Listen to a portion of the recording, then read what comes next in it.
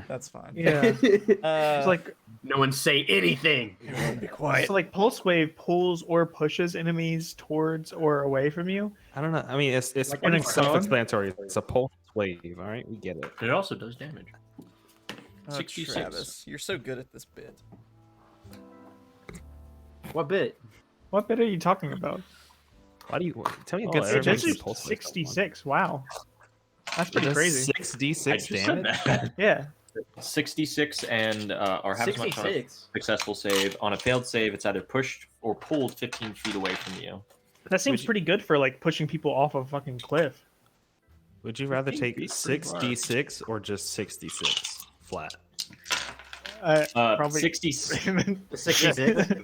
66. Is this like a real question? Yeah. I just asked it, so it's as real as you want it to That's be. a bad Considering it's like- question. yeah, I think that's. All right. Don't be a reporter. I'm not. I'm a billionaire playboy philanthropist. Oh, that's right. That's right. That's right. That's my character. Yeah, I'm that's totally that's my not a background. prince.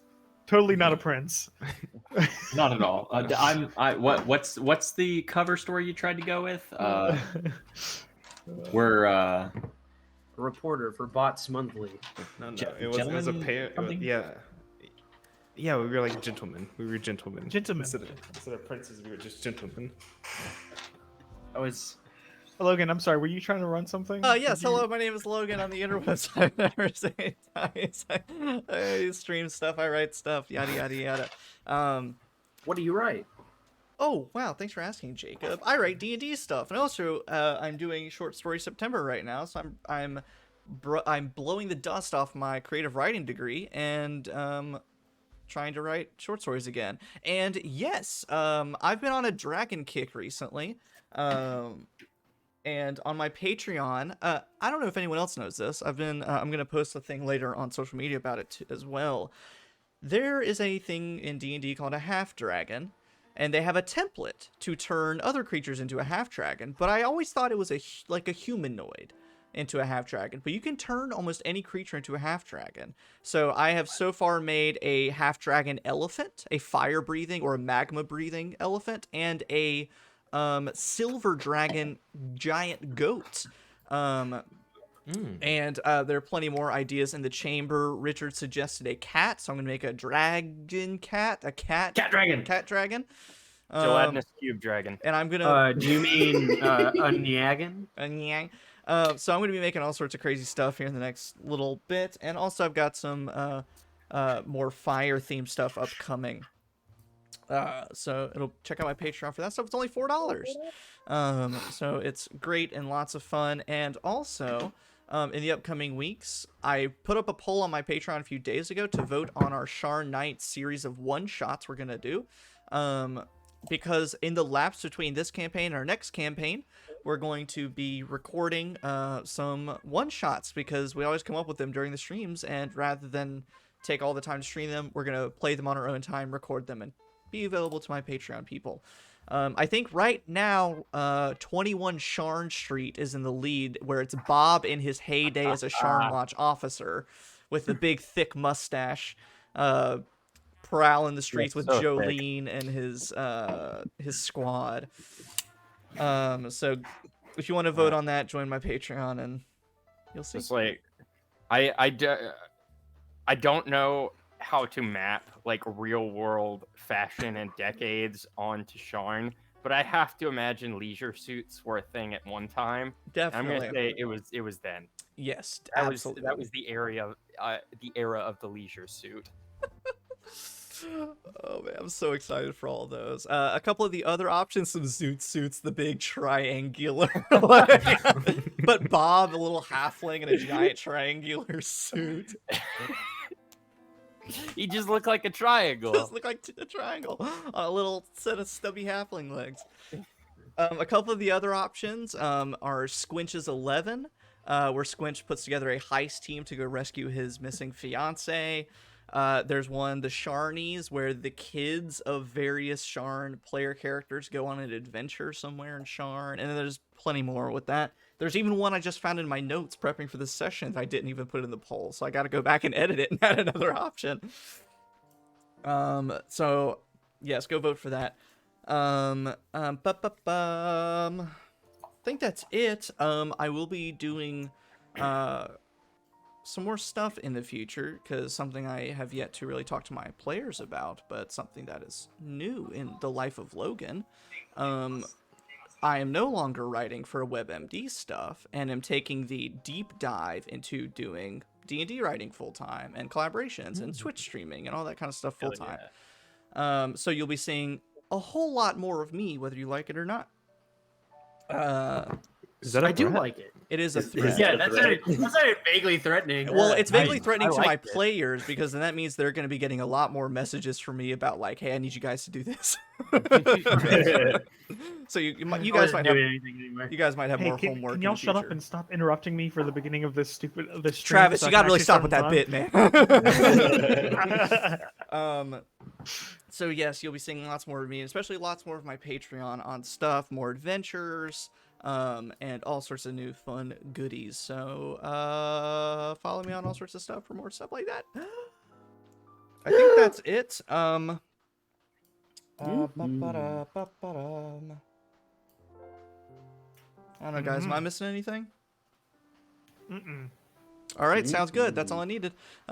Just one person saying, Real fast. yes. The thingy that you sent in the It was a chat, bit. the form that you sent us, Yes. haven't been able to access it the whole time. Just letting you know. Cool. We'll talk. I'm glad someone finally told me. So Which chat was it? The Frost Maiden. Oh, never mind. Oh, I'm supposed to look at that? We are professionals. Travis. Oh, wait, are you saying that Frost Maiden has snow? So with that, we will do our logistics elsewhere. But first, Oh, I haven't we'll done go that ahead yet. and do what's the better order? Recap and then RP warm up, or RP warm up then recap? RP warm up recap. Yeah, for sure. Wow, I didn't realize you guys had an opinion on that. So Jesus. I I think have an opinion on everything. Shh. I'm just saying the other option is trash, so. Well, Carson, you were That the was last aggressive. person to do it, I believe, so you choose the next one. No one else has done it, so you are free to choose anyone else. Okay. I'll roll a d4. 1 is Travis, 2 is Austin, 3 is Jacob, 4 is Xavier. We're not going to remember that. I'm gonna remember it. Okay. I vaguely remember it. 1, Travis. Travis. You just created four different. Oh. 4 different timelines. Yeah, why did you do this? I don't know. Marvel, what if? So Travis, if you will, chaotic. if you'll roll a d10 for me. Okay, yeah, a D10. That's the thing. D10. I got an 8. I like the idea that all of Sharn Nights was a bit. In a I mean, way. if you really think about it, Yeah. I'm really failing at this bit, I gotta say. So what'd you say? You got an 8? Yeah, 8. Awesome. A similar question I think has been asked before, but what does Oleg do on his day off, which he hasn't had in a while?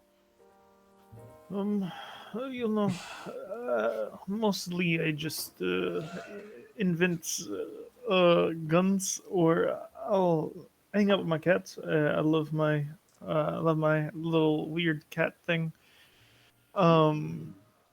Yeah, I hang out with family. I'm trying to at least get closer to them. I make sure that Varian's not getting into any trouble.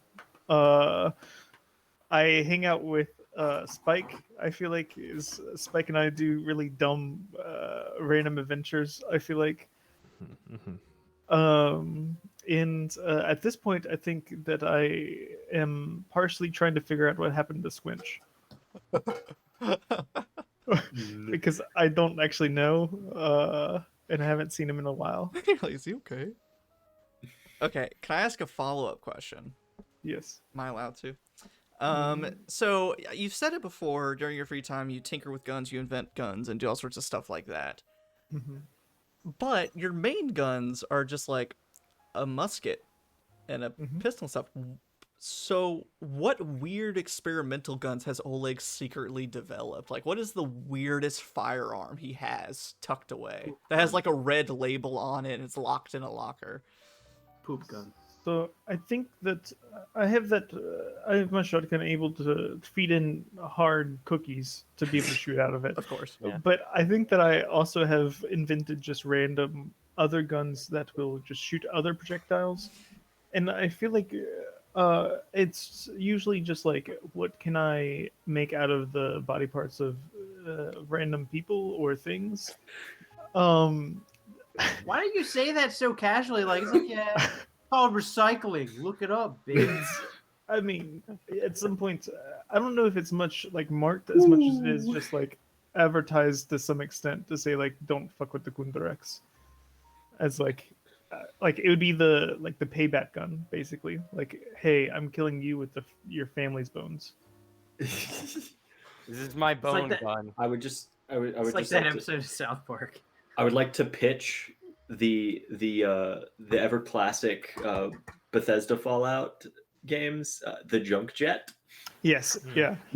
Just kill You're somebody muted, with by the way, like Logan. stick a teddy bear into a gun and fire it and kill somebody kind of bullshit. I was thinking of the blunderbuss from Red Dead Redemption Undead Nightmare, where you fire zombie Such a good one. parts. Yeah, I really want to play that game. I never was able to play Oh. that game. Oh, that's really I played the Gold. original. I Really played the game itself, but I didn't actually get to play the expansion, which Undead was Nightmare, basically just a whole other gold. game. They should have Yeah. remade it for the second one, but I They wish they should've. did. I was hoping that they would announce it. they but were they didn't. whatever. Truly, if they do, then I'll actually play Red Dead Redemption 2 because I never played it. Oh, it's so. We can't go down It's- that tangent. It's right thick. now. That's the problem. It's so thick, but it's good. Mhm. I have 30 days in RTR2. That's Jesus fair. Christ! It's a 30 good days? fucking game. There's a lot to do. There's so So, much to do. You could truly just like, it's like the RPG element of it is just almost perfection. And, 'Cause like, you there's- truly live out your life. And there's so many things to do, like, even once you beat the game, like, even just riding around, like, little landmarks you stumble upon, hidden secret puzzles, and little, it's just... Anyway. I also feel like Oleg has created a gun that is meant to simulate hugs. So he like people will say like, I need a hug in my life, and he was like, can I simulate that? Can I try that? Yeah. Don't Can I mind me. find a way to combine this with firearms? Yeah. I feel like anytime you're like, there's a phrase that comes up, he's like, gonna make that into a gun. What if I make gun? yeah. Do I have but- gun of father's love? Jesus Christ. Yeah, Oleg just takes the gun, says father's love, and puts it to his temple. Oh no! Jesus! Wow! Oh wow! Yeah, I'm sorry. yeah. So yeah, I feel like it's just a gun that is like throwing out. It shoots. It's basically a cannon that shoots out husband pillows.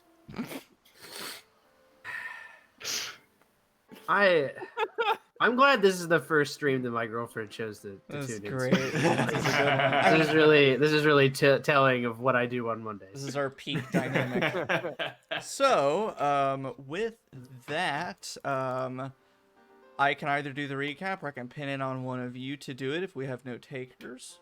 What about the r/ or exclamation point recap? Or what's the exclamation point? Like, what's that exclamation point gamble? What happened to all that? I can't Yeah, gamble. the things are not working. Did you ban Streamlabs? Nope. I'll look into it. It's fine. I'm pretty sure like all the exclamation point parts were Streamlabs. So when you banned Streamlabs, it took away like the recaps and auto messages and gambling. Did I someone can't ban believe you would Streamlabs? purposely do that. You did. When? Jacob was It talking says about it earlier. Streamlabs banned by NeverSayDice 3 days ago. I definitely didn't do that. I think this is his way of saying stop gambling, you fools. It's not good for you. But if I don't do it here, I got to take my gambling addiction somewhere else, like online Cherokees? casinos. No. Yeah, I definitely didn't do that because I don't think I've been on any of that in the past 3 days, You might want to change your password.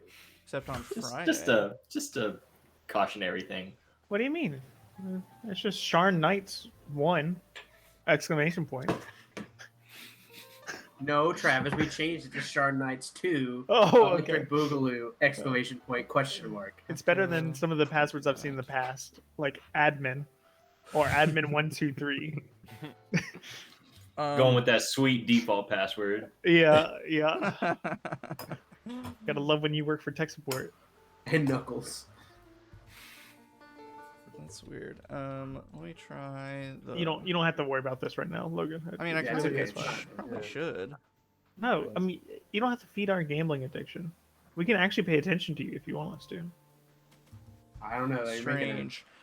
Well then, if you since the commands aren't working, like, that worked out. So if I can get one of you to do the recap for me, I'll take care of it. classic Carson. Carson is Yeah. our martyr. One day I'll actually do it if I can remember things. I have Anvil 216 in my notes. I mean, I remember one pretty big thing that happened. Yep. I'll get to that. I Okay. remember what we were supposed to do. Anyway, Okay. Exterior, the Anvil. Old House Galanda Inn in the Lower Jura, Calasan district. Operated and protected by the Boromar. Pan across. We see the office of one Cornelius Bray. Inside, the Sharn investigators convene as they have found through the interrogation by King Citadel of an Order of the Alley person, whom Killian brought in, the location of a safe house of one Ithronel Adana in room 216 of the Anvil. Inside the office, we discuss our infiltration plans. Cornelius ends up turning himself invisible and flying, the combination of his own spellcasting abilities and, I believe, a glyph. He turned himself into a pickle. Yeah. Funniest thing I've ever seen. Yes, but the combined spellcasting abilities of Cornelius and Donavan and allowed Cornelius to turn himself invisible and fly outside of the window of room 216 as the rest of us watched from across. Except for Spike and Oleg, who decided to enter the anvil for a reason. I know there must have been one. I don't think you wrote that down.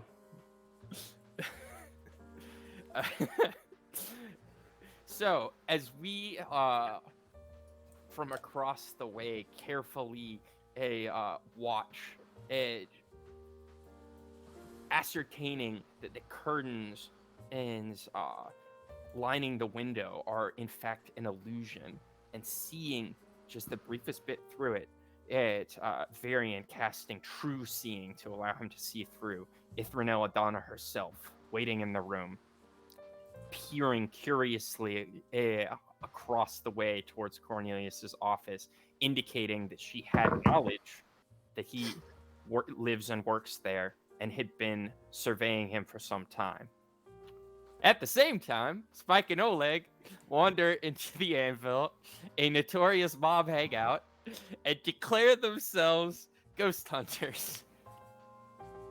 I think their proper name was Ghost Getters. Ghost getters. Ghost Getters, yeah. That's trademarked. Yep, that That's is. trademarked. So,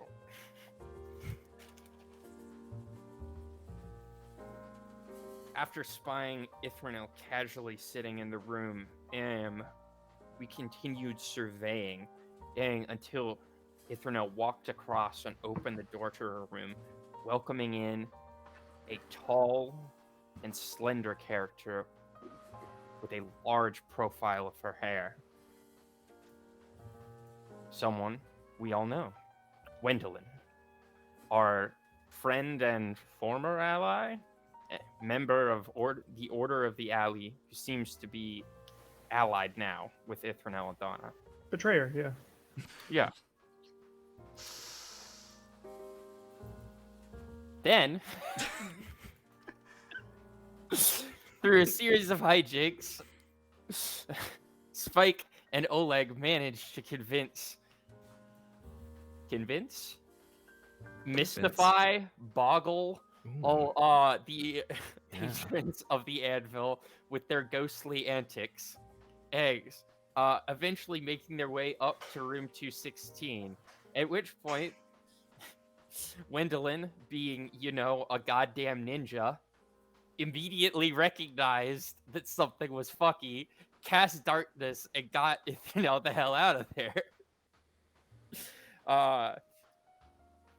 At the same time as a part of the building was ripped away through magical force. Donavan used his abilities to track Wendeline to the Silver Mist Theater, where she had somehow teleported or shadow jumped, but she soon wound her way away from there, and we lost track of her.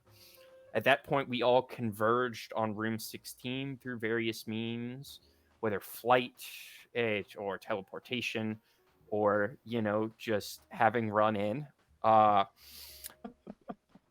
And as the Boromar proprietors of the Anvil began running and loudly exclaiming at the cacophonous noise, as we quickly surveyed the room, at which point Varian managed to find a hidden case under the bed.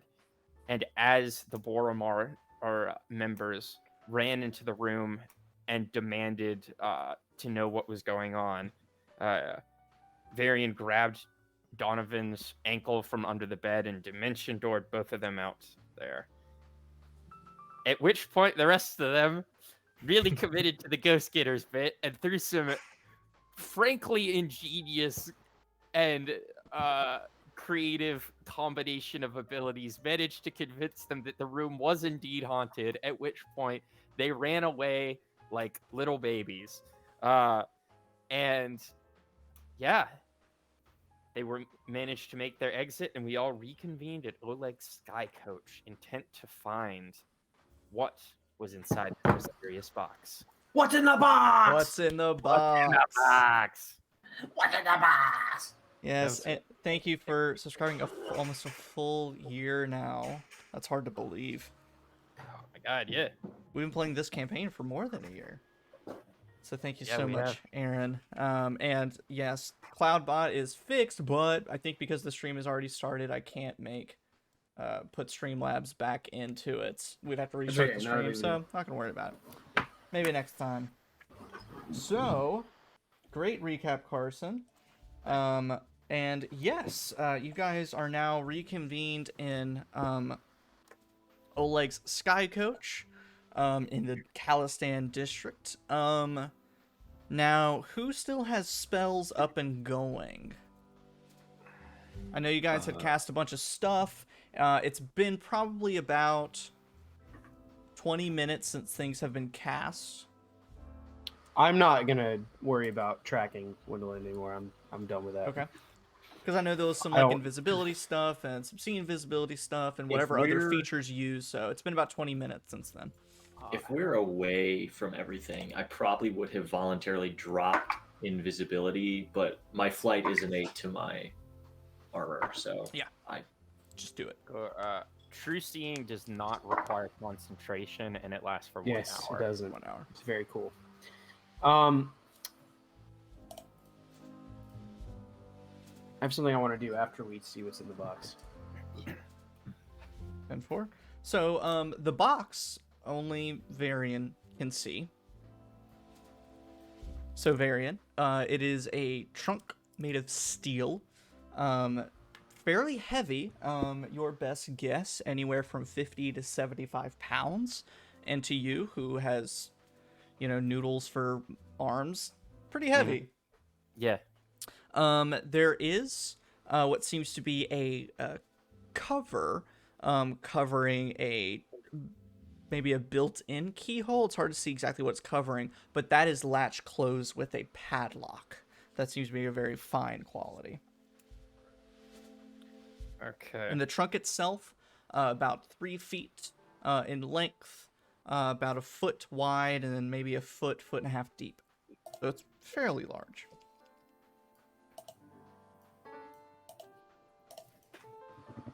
Okay.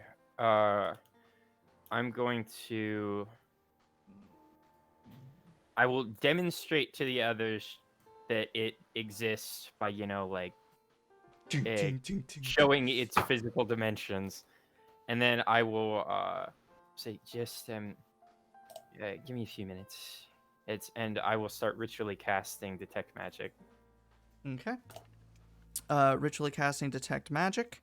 By the time you finish, the trunk itself, not the lock, but the trunk itself seems to be magically influenced, taking an extra moment. Seems to be under the effect of, I believe, abjuration? Cool. I'm gonna double check that. Yes, abjuration, but you cannot see anything magical in the interior because it seems that this trunk is lead lined. Does something need to be dispelled? It has abjuration magic on it. That could be nasty. It could be some kind of ward. Exactly. Could simply just be a lock. Either way. Could be what arcane lock is. Isn't that school of magic? Is it not? Yeah. It's possible it's just magically sealed. It's also possible it's trapped. We know her to be a very dangerous woman, so I think we should approach this carefully. Definitely don't want to have a blast disc in there. Yeah, you could just dispel it though, right? Like it's. I can certainly try. Okay, would I know, would dispelling an effect on a lock or a chest, would that endanger if there were a magical object inside it? No, it would just be targeting the single effect. Cool. I'm going to cast Dispel Magic. Before you do that, I'll pat you on the back and say, "You got this. Bardic Inspiration." Just in case it's something heftier than a 3rd level. Yeah, I will cast it at 3rd level. 3rd level? You see all of you, actually, yeah, all of you would see, you're targeting specifically the abjuration. Yes. You all see in this invisible space, Varian, you specifically see the trunk kind of almost like something's peeling off of it as the magical aura presented by your detect magic peels away and then shatters like glass. And all of you kind of see that in the air, illuminating the floor of the sky coach ever so slightly. And then the effect is gone. Can I tell what's making it invisible? With just detect magic, no. It's sort of akin to like a magical item or portable hole or bag of holding, whatever. It has that kind of innate magic to it, but not necessarily a specific school of magic. Invisible box. So like a powerful enchantment more than just kind of like an abjurative spell. Yeah. Okay. The abjuration is gone. Can somebody else with more experience with traps take a look at it? It may be trapped manually as well as magically. Yeah, give me a second. And Look up something real quick. Carson, did you just regularly cast detect magic, or did you do another? Is it a ritual? I don't remember. Dispel magic? Or yes. Oh, that's right. Never mind. You're good. Logistical question. Mm-hmm. What would you consider the trap skill in this case, or just in most cases? I guess like the trap skill. Yeah, so like if like manual traps, like thieves' tools, sleight of hand. For disabling them, to find them, to do what with them? disabling them. To disabling them, that would be a thieves' tools sort of dexterity check. Then I am particularly good at that. So I could take a look, and if there's anything, I can disable it. You think you say that, and you look, and you can't see the chest. You can't see a lock. That's a good point. Oh yeah. All right. I guess. Yeah. That was. There's some you could do just by feel, but be different. Okay, I'm the only one who can see it, so I'm gonna make an investigation check. I'd like to see if it's trapped. Ooh, definitely. Yep, make an investigation check. And you still have the bardic inspiration. Thank you.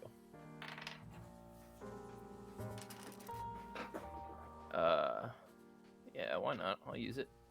That's a D8 or a D10? D10. Awesome. Okay. So, plus investigation. 25. What was the bardic inspiration? 4. Takes a little bit. You look try to look in a little gap between the almost cover-like mechanism, latched mechanism on the front of it, and that doesn't seem trapped. You don't see any kind of weird threads or anything out of the ordinary. But then you look into the actual lock of the padlock itself, and even lifting it up a little bit, trying to angle some light into it, there's definitely something inside the lock that shouldn't be there. And it takes a few moments. There's a needle inside this lock. So if this is a fairly common device for people, like, as far as non-magical protection, that essentially if you use the improper key or fuck up trying to open it in any way, a needle shoots out and hurts you. It could potentially be poisoned. It's hard to tell just from its interior, but would you like me to open this? If actually, poison doesn't hurt me as much. If you want me to try. I mean, I was just gonna cast knock on it and just go, and it would open, and then no one would be in front of it, and then just. That works too. Well, you can't see it, Donavan. I can still touch it. I don't need to see it to knock on it. As long as Varian directs me, if we like put it facing no one. Yeah, I can direct you where to center the spell. Unfortunately for knock, you do have to see your target. No. Choose an object that you can see. I think I have knock.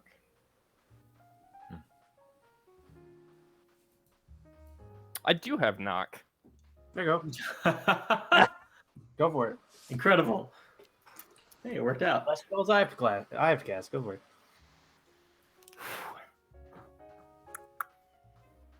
The padlock falls to the ground. As the latch comes a little bit undone, you're able to carefully lift it up, and there's no keyhole or anything on the other side. But now it's almost invisible to the eye, and definitely invisible because of the arcane lock that was once on it. There's now a thin seam along the trunk where the body meets the lid. No keyhole, no anything else. Just the seam between the lid and the body.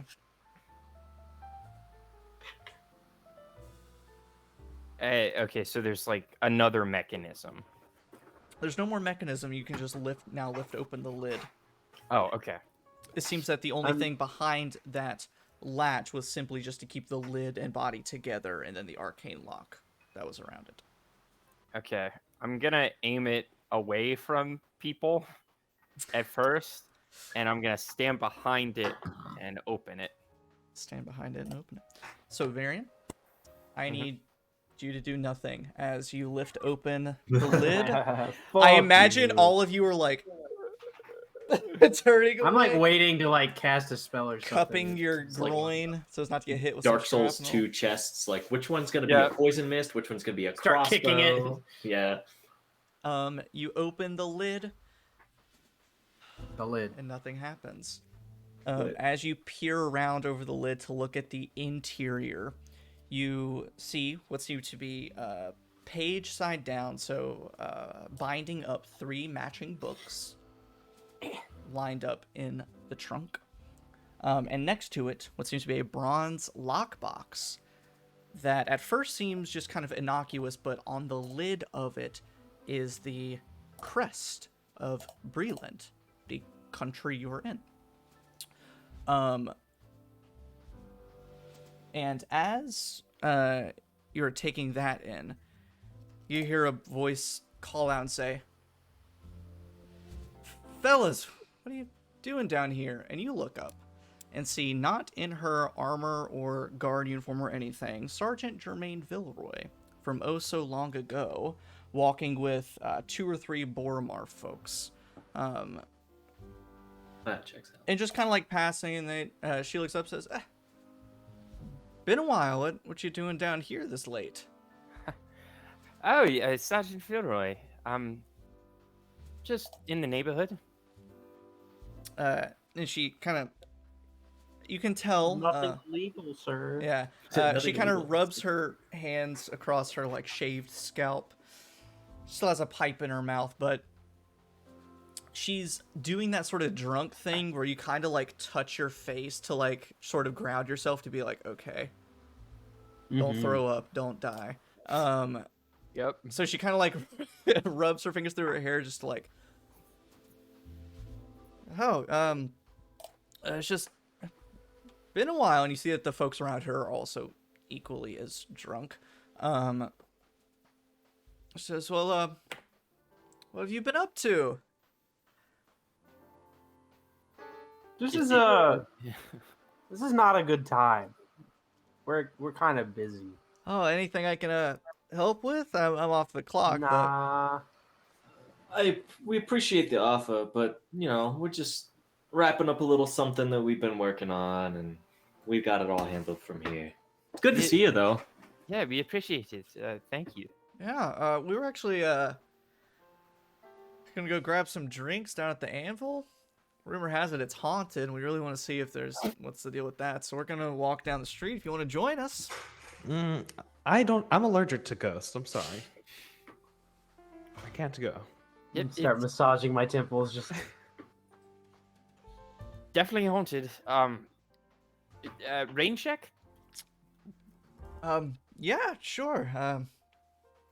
I'll be in touch. Yeah, take care.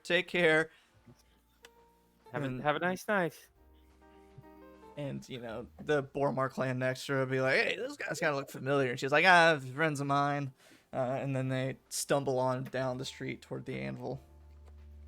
Faintly hear her be like, "Where the fucking ghosts at? Give me the haunted room." hey, Where yo, the demons. ghosts at? It's your boy. So yes, Varian books. The lockbox emblazoned with the Breelish crest on it, and something else you notice is so you're looking at like a trunk, a chest. You're looking at the lid. The lid is maybe 3 to 4 inches deep in the total depth of the trunk, but from having it open, there's like kind of felt at the top of it, like right flush with the lid edge. And that's a little odd, and so you look, and there's the tiniest little keyhole down at the base of the lid, within the felt area. Interesting. These books seem like they're important in any way. They, taking a closer look, they are bound in a nice, rich brown leather, and are also Mahogany. Good for them. and also lined with gold filigree on the binding. There's nothing on the actual. God, I wish that was me. There's nothing written on the actual binding itself, but they do seem quite nice. Oh, that reminds me of her. I wish I was bound in rich leather. Don't say that too loudly, Jacob. Travis is the one that said it. May I suggest that we leave here with these Yes. for the moment? Even Yes. if we're just flying around, I don't like being static What- like this. Oh, what time is it? I know Uh, exactly what time it is. I just want you to tell me. It's probably at this point getting close to 2 a.m. Oh, jeez. Oh boy, 2 a.m. Well, I need to do something. So, Sleep? Me too. actually, Oleg, I need you to do something. Oleg, I need you. If everybody wants to look at the Tolan right Are you now? making that- Yeah. Everyone look at Tolan right now. Look how cute he's fucking being. Oh, buddy. He's just loving. I need to send a message, and I need Oleg to be there on standby in case it goes poorly. Yeah, sure. Because is the party tomorrow night? Yes. Did we decide Yeah. that? Okay, cool. Then yes, I need to do this today, or I need to do this before I go to sleep. Yeah, Oleg, can I borrow you and your Sky Coach services? I'll get you some coffee. It won't take long. Sure. I don't really need coffee, but I could come with you. Yeah, sure. Great. And I am going to cast sending. I'm going to send a message to Wendeline. Okay. I'll say And if you want to I'm- take a second to confer with everyone and count out your words, I do need to toilet cat. Go for it. Toilet cat's in the chat, please. Here's for the cat. support. There's the toilet. Toilet Toland.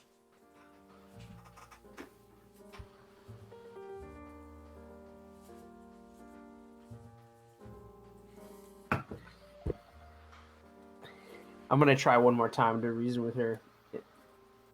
Why do we need my Sky Coach for you talking to someone wanna who betrays check. us? I want to check and make sure that she's not under some kind of enchantment. How would you know that from message? We're going to meet up. Oh, you think she's gonna meet with us? I think that if I make a convincing enough argument, she will. Sure. And I think if it's just me and her and not all of us at once, it'll be a lot easier to get her to say something, or at least figure out if she's doing this because she thinks it's the right thing to do, or if Ithronel is making her do it. Could be a little bit of both. Probably. Playing on. But I want to find out. I'm not going to feel good about whatever happens tomorrow unless I try, so. Well, the seeds have been planted, so I'm sure today didn't really help with that, but yeah, no, but I mean, when we saw her at the when I saw her and spoke to her at the Silver Mist Theater during Ithronel's announcement, the hesitation, I feel like the seeds have been planted. Just if you do it carefully, you might pull this off. Yeah. Or doubt's already been put in there a little bit, just whether or not she's gonna waver or not. yeah. So yeah, I'll just cast a message, or cast sending, and I'll just say, how many words do I get? 25. I believe so.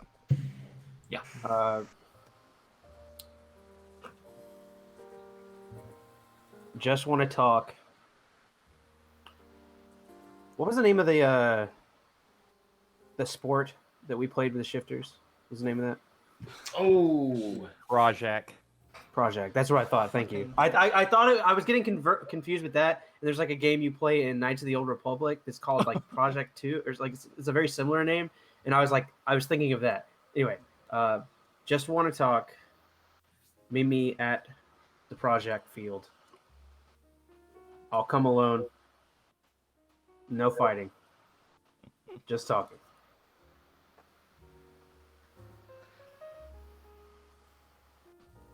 Oh no. Seeing how Why? we talked about 5e tools and stuff, mm-hmm. Yeah. that's where I had Ithronel stat block made. Oh no. Oh. Well, I'm talking to Wendeline, not Ithronel. Or maybe I am talking to Ithronel. Well, no, I thought you said Ithronel. Never mind that. It's not important. No. Um, Wendeline. I want to talk to Wendeline. Oh yeah, because like sending there's no save, you just do it and yell at them in their heads. Squawk. So, You can respond to this message. I would like you, Mr. Bard, to make a persuasion check for me. Oh, word?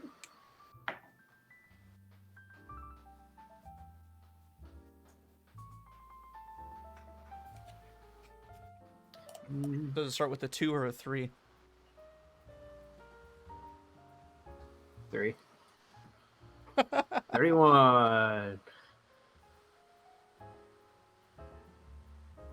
Yes, 31.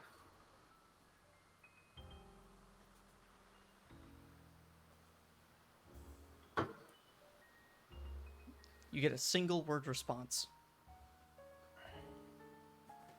Okay. Excellent. So here's the thing. I still don't understand why you want to get yourself killed by Wendeline. I won't. That's awfully... Okay. It's awfully what? I mean, sure. It's not arrogant if it's factual. It'll be all right. I have a plan. So at this Can point, you- the lot of you are flying around the city. Yes. And I was thinking, if you guys want to go, not to Cornelius, it's somewhere else. If you need to go to my place, you need to go to the King Citadel, wherever you guys want to go to look at this stuff. Preferably, if I might ask, a place within a mile of the Rhazien field. It'll be okay. It's not going to be a. I have a plan. Wait, do you share your plan with the rest of us? Yes.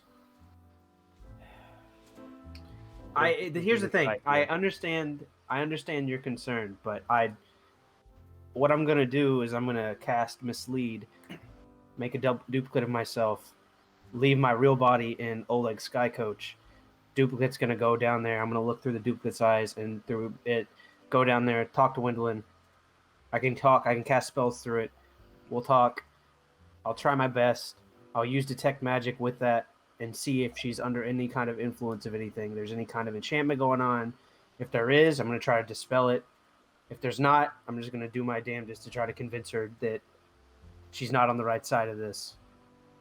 And if she is under the effect of something and I can dispel it, then good. If I can't dispel it and she still is, then it's just a duplicate. It's not actually my ass in the fire. Sure. It's risky, but it's time for risks, not time to...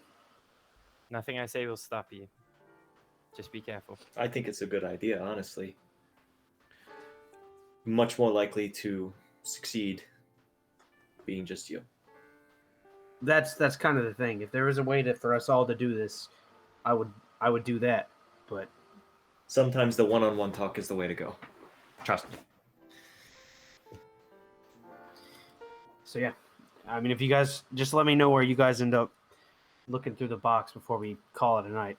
Luckily, that party is not till tomorrow night, so we can get up a little bit later and make our preparations for it. But it'll be all right. I'll be careful.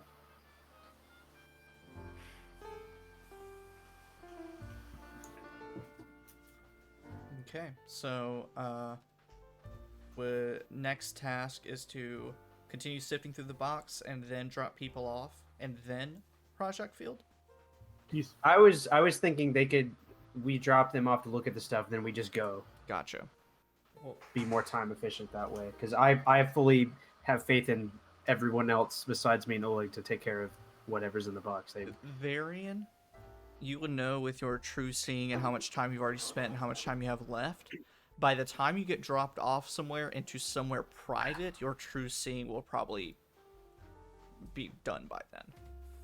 Because you maybe have like 10 to 15 minutes left, and then another, 5 to 10 minutes flying somewhere. You will be cutting it very close, depending on where you go. Okay, and in the air, I'm gonna try to figure out the tiny lock. Tiny lock, of course, requires a tiny key. That much is apparent. Or the knock spell. Or the knock spell. If you want, make an investigation check for me. Excuse me. Nice.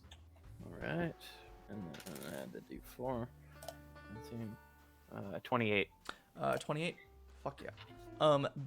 It's not necessarily. It is a high quality lock, but it's also small. So it's those two factors combined, making it a very difficult lock to pick. So you could do it with knock, easily peasily. But for someone with lock picks and a knife and whatever other tools, it'll be a bit more of a challenge because of how tiny it is. But from what you can tell, doing some of the same tricks, shining a little bit of light and tilting in all sorts of angles, tapping on it, no traps that you can tell, no weird magical symbols, anything like that. Didn't expect anybody to make it this far. Yep, just a super tiny lock. Cool. If I reach in and grab the book and start pulling it, does it appear to the others when it crests out of the mouth? Does it what? Oh, does it appear? Yes. Yeah. Whenever you remove a book from the trunk, it becomes visible to everyone. Cool. So it I seems take, that the trunk is invisible and anything within it is also invisible. I take out the books. I take out the lockbox. I take a deep breath. And I knock on the tiny lock. And it unlatches, and it sort of forms like almost like a little shelf within it. So if you have the trunk fully open, the interior of the lid fully folds down on top of the body of the trunk. So it makes like a little shelf with little compartments in it. Very well made. And if I could get anyone, it might sound a little antagonistic for a second, anyone but Varian to make either a perception or investigation check. Ah, it's invisible. Fuck. Even I keep forgetting. Never mind. Never I guess mind. Varian. A small lockbox. I thought something cool had happened. Well, the small lockbox you all see, I'm meaning the actual trunk itself. Oh. So never mind.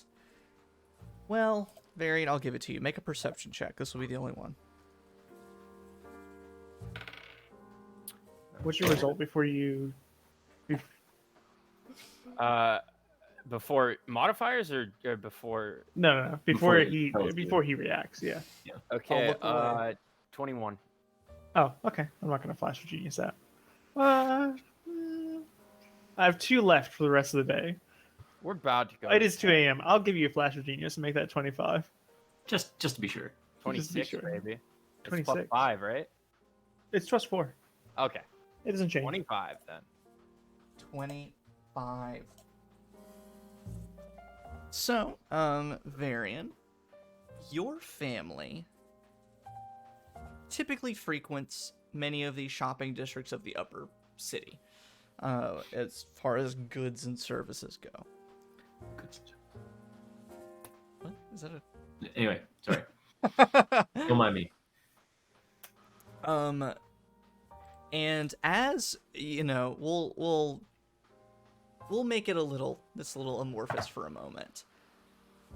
You saw something out of sort of the corner of your eye whenever you turned the trunk around to open it for safety reasons. But then as you start realizing this trunk is very well made, it's, you know, there's little compartments, there's fold down lid and all this stuff, it sort of dawns on you. You're like, I wonder, and you flip back around to where you thought you saw something, and in sort of the back panel of the trunk in the bottom corner of the steel, sort of imprinted in it is a symbol, like a signature of an artist, except this one, it seems to be of some kind of flower, a wildflower or something. And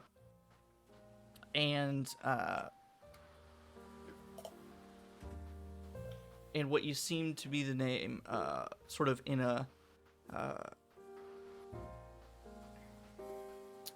can't remember. There's a term for it, but in a circle around the flower symbol, you see the name Covington. Covington Smiths. And it starts to dawn on you. You say, "Oh yeah!" And there is a smith, a blacksmith, in the Platinum Heights district of Upper Central, who makes metal stuff, whether it's hinges, locks, chests, weapons, armor, whatever. They're kind of a Renaissance smith of everything. And you recall their sign out front had a picture of a flower, all purple and green, and then Covington Smiths around it. I knew where this was made. Made in the Platinum Heights. Is there anything in the pocket that falls out? Yes, it looks like several things that are either wrapped up in some kind of cloth or handkerchief, little silk things.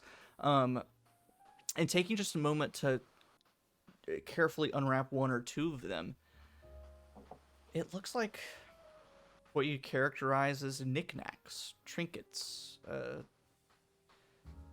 little heirloom things. The first one you unwrap seems to be a little, what looks like the front end of a lightning rail train. Little rotating wheels on it, carved out of wood. You see that delicately inscribed on the side, kind of rubbed away with time. You see the name Orion engraved on it. And then the next one, it looks like a piece of jewelry, kind of tarnished, probably brass. The gold doesn't tarnish as easily. Nothing super significant about it, just a brass band. But it seems all to be sort of just trinkets, from what you can tell, just looking at the first two.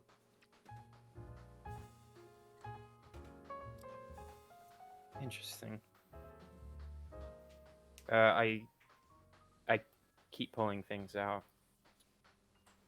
Varian? Actually, if you would, make a...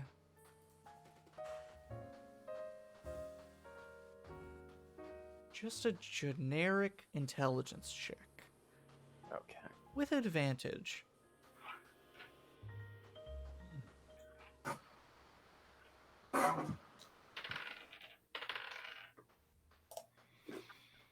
Intelligence check. Okay.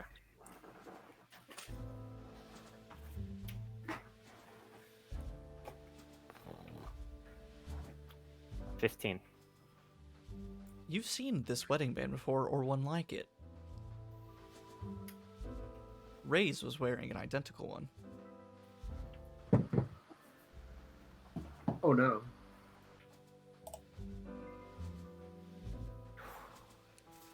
Oof.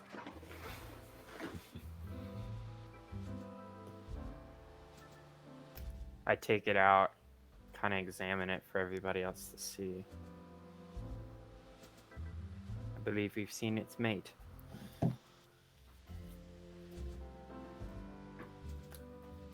Curious. Curious indeed. Okay, so is the carved thing and the wedding band, those are the two things. Well, those are the kind of the first two that you probably, with everything else, have the time to take out and look.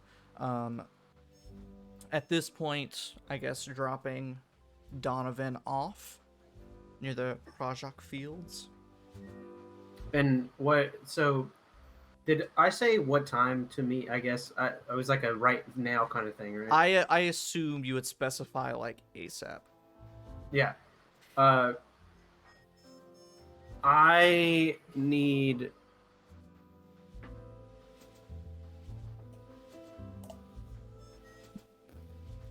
I can. I'm gonna go ahead and cast Mislead then, and I'm going to be invisible essentially,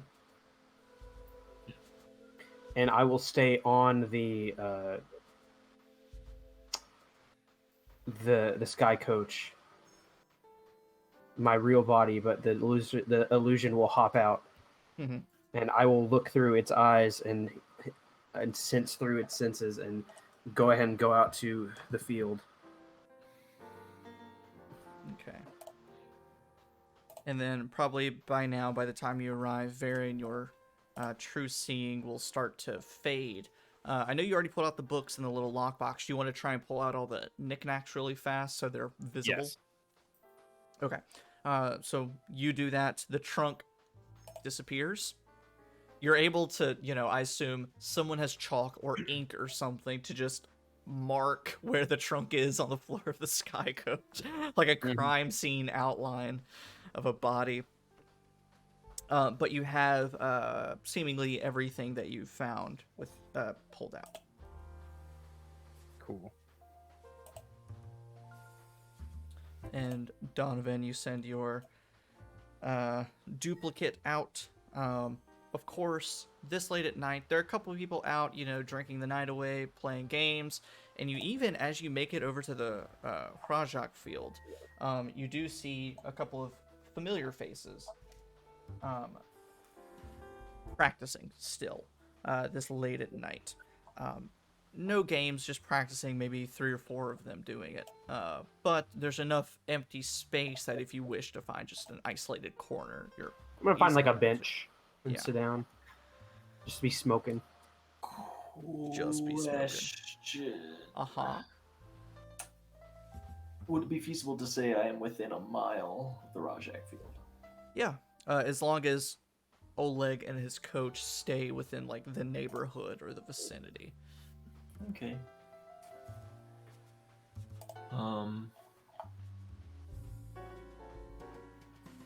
In that case,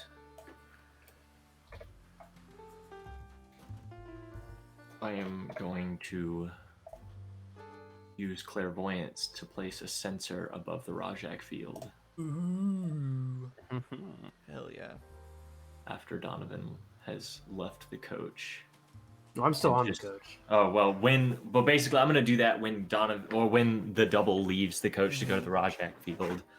I'm gonna place a clairvoyant sensor and tune it instead of sight. It's gonna be hearing, and just basically, it's gonna sit in the back of my mind just in case something goes wrong or anything like that, or something weird happens, or just because Cornelius is personally curious to see what Wendeline has to say. Mm-hmm. It's more for him. And you kind of watch awkwardly as the familiar dog shifter Woof waves across the field toward Donavan, I wave back. and you wave back, yells over and says like, "Hey, it's that guy." Look, he's over there. And they all kind of wave, and then they wave for you to like join them, Maybe later. and then they keep on playing. So at this point, True Seeing started, Clairvoyance started, because everyone's casting spells and doing stuff. Let me, what is the duration of Clairvoyance? 10 minutes. Okay. Short period of time, but I got an hour on Mislead. Austin, you know how whenever you played Yamamura, I always ended up abbreviating you as Yam, and then it turned into Yams? yeah. Are you corn? You're corn. Oh, You gotta stop man. making food characters. Austin hates corn. That's really That's funny. the worst that's part. the worst part. It's like fucking hate corn. You could always Uh, just spell it like the band. Oh, that's you true. I'll put it- Could. You could. Then I'd have to change the spelling of Cornelius to Kornelius. You also have to Cornelius capitalize. really likes new metal. Yeah, you also have to capitalize the R and the K, and then turn around the R for some reason. like a to child. be edgy. Yeah, Okay, so Clairvoyance cast, Mislead cast, True Seeing over, Oleg driving. So for Spike, Varian, and if Oleg you just want to like put it in park and hover somewhere, that's definitely a possibility. But yeah. Is Spike? So is Spike with me or not? Is anybody with me other than? you're all in the Sky Coach right now, Okay, presumably. Cool. So yeah, I'll just park it somewhere. You guys can chill out. Yeah, we just can't all like be hovering. Yeah. But I will note that clairvoyance doesn't specify like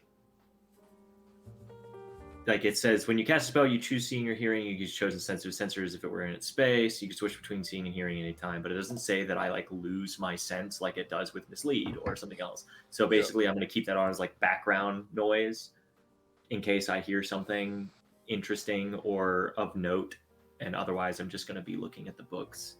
10-4.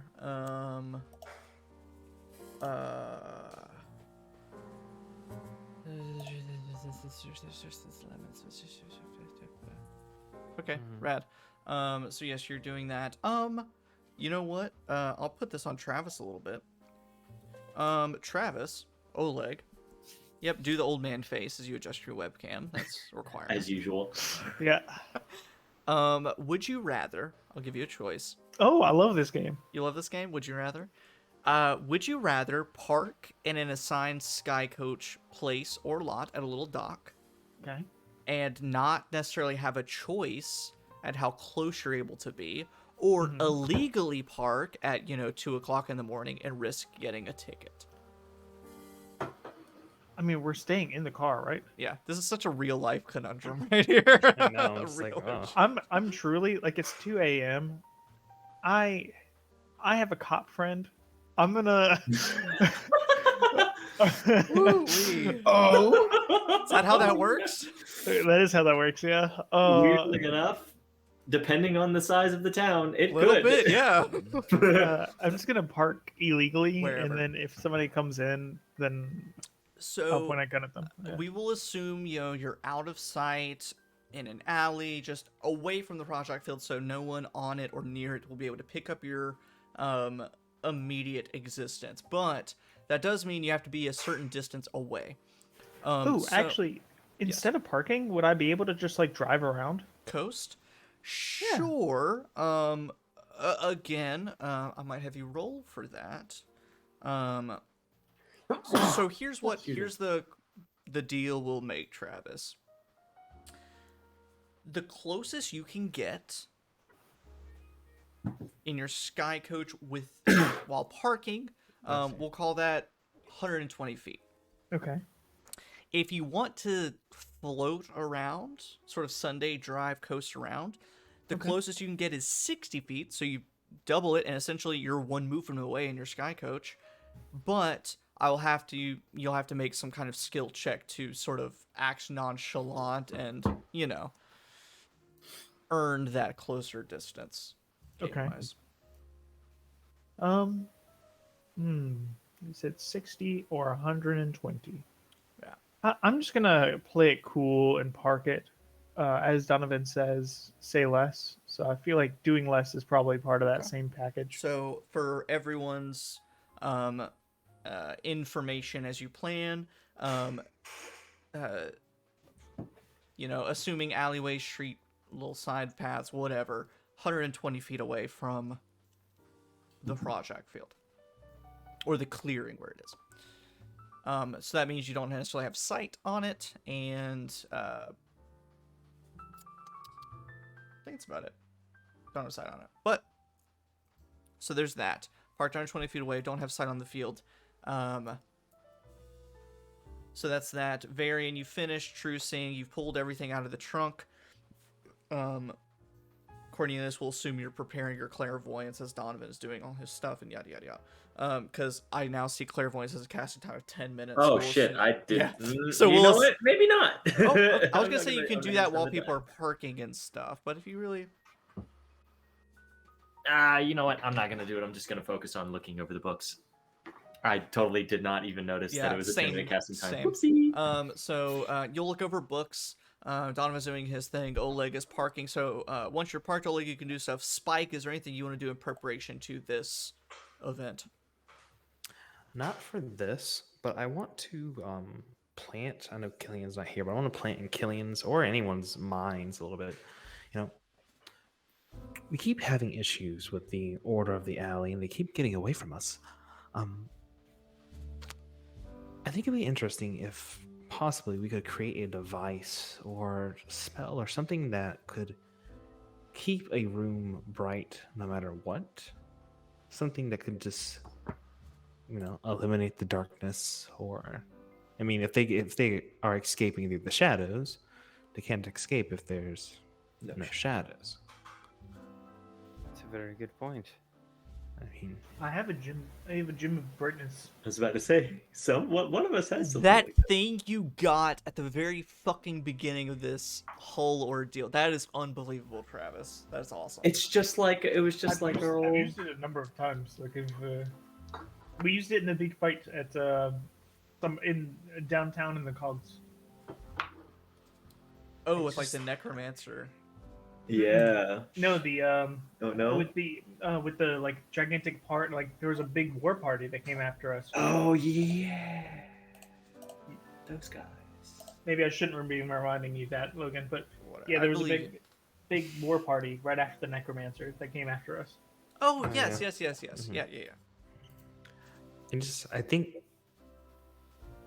depending on the way things go, I mean, even if Wendeline if we do get Wendeline on our side,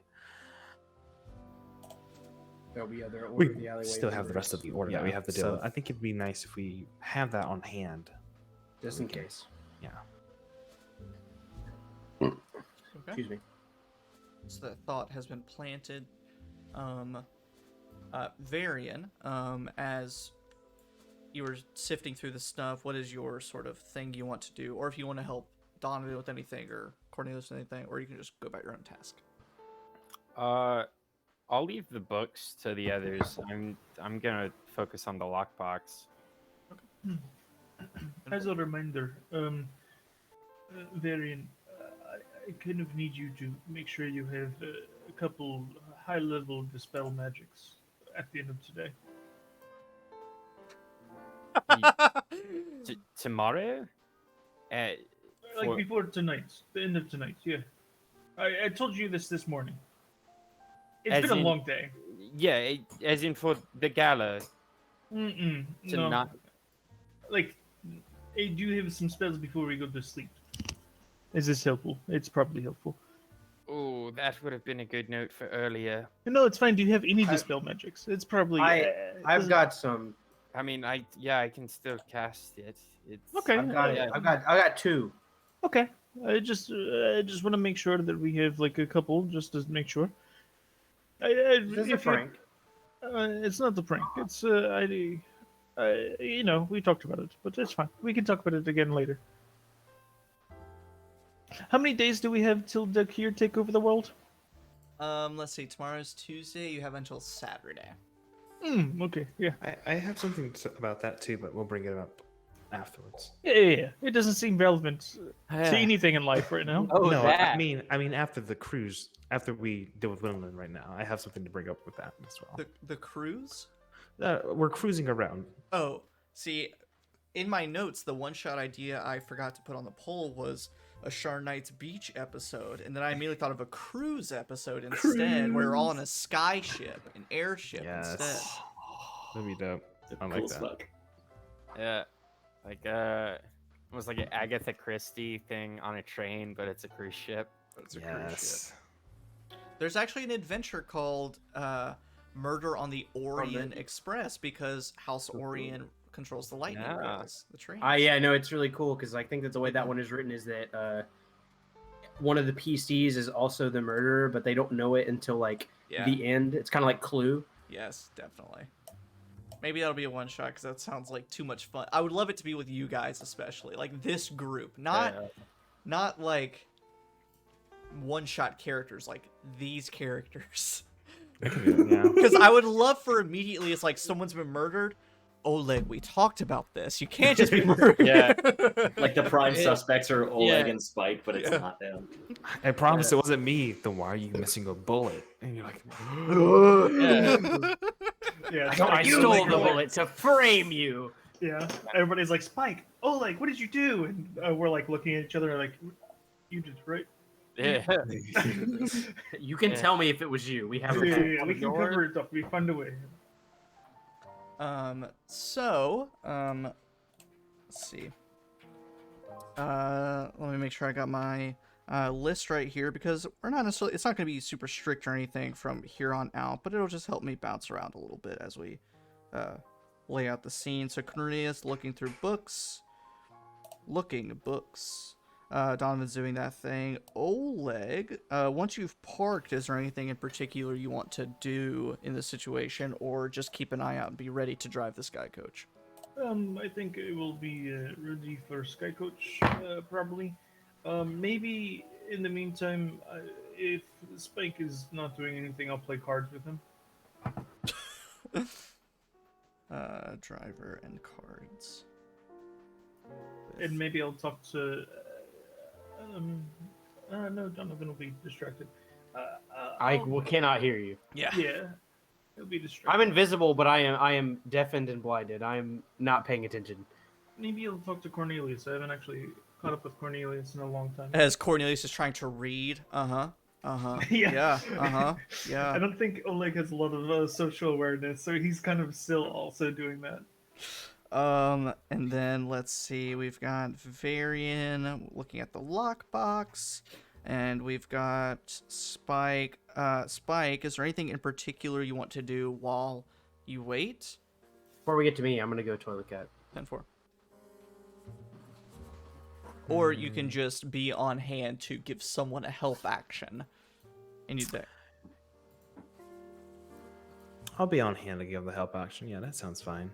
I was gonna say Oleg and I can look over those schematics, but we can also take it to that guy. So let's see. Got that. Awesome. We've got the scene laid out. Jacob ran to toilet cat, and we're at a decent point. We're at an hour and a half in, so that sounds like a great time to take a group break. So we will take a quick 5 or so minute break to get snacks, drinks, refills of water, stay hydrated, and to toilet cat long enough to dog. essentially go help the dog toilet cat. Yes. I also love Travis just barely being in frame for that. I keep on eating. I'm trying not to be a slob. My favorite part of eating a T-bone steak is eating the meat around the T-bone. Sure. And there's just no good way to do that on the camera. You know, I just- Travis, I love gotta that suck Travis the is bone. eating a full T-bone steak during the session. I'm not eating it all by myself. We have leftovers. Well, too. I don't It's think just- that's necessarily the problem. It's that we have been like streaming this campaign for almost a year now, and beating at almost the same time. We have gone an hour back, but that you're now eating a T-bone steak an hour and a half into the stream. I mean, you know, it happens. Oh boy, 8:57. Time for my T-bone steak. It's on my. Jessica already put up leftovers, and that's my favorite part. So like, Okay, I have all right, leftovers to buddy. put up. All right, You know, like, buddy. we gotta have a All right, snack. buddy. All right, buddy. No, it's fine. All right, buddy. We're gonna be right back after a couple minutes. They get to little talking.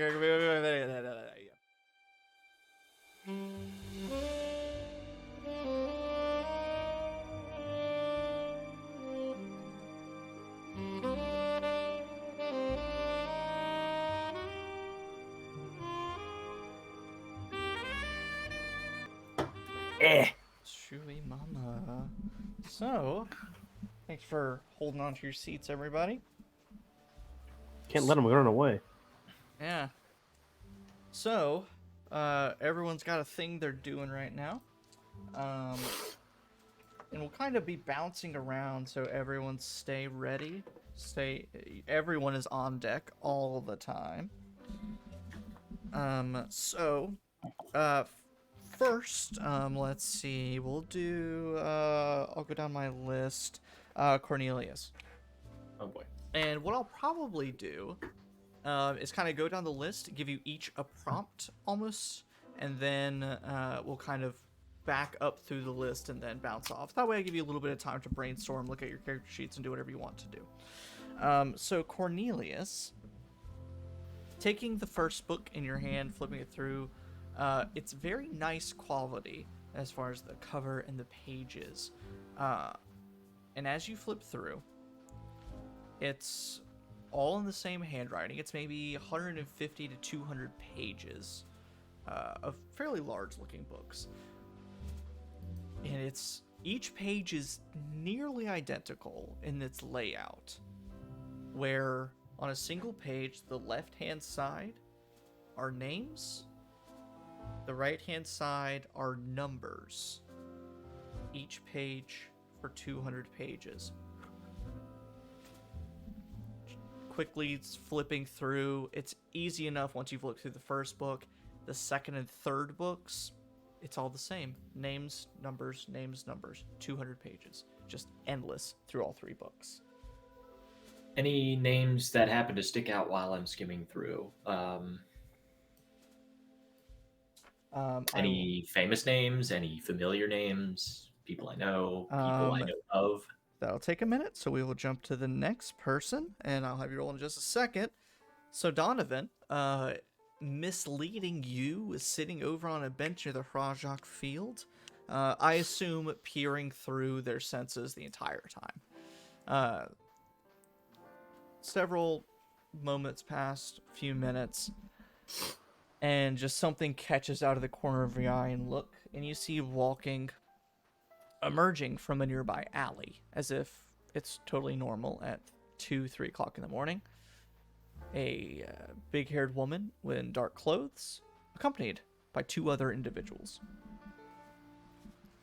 They step out, look around, and from down the street, make eye contact and begin walking their way over. As they approach, you see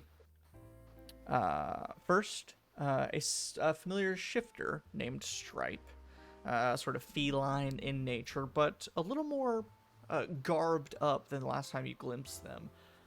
Face coverings and wrappings, hand wrappings, to the point where they kind of blend into the shadows even when they're not trying. Accompanied by a similarly garbed person that you don't recognize, possibly human, elven, half-elven, something in Was shape. it one of the people that was at the restaurant with Stripe the first time? Was it that guy? It is not that guy. Okay. Just curious. Just curious. And of course, at the lead with their big hair is who you presume to be Wendeline, except instead of the typical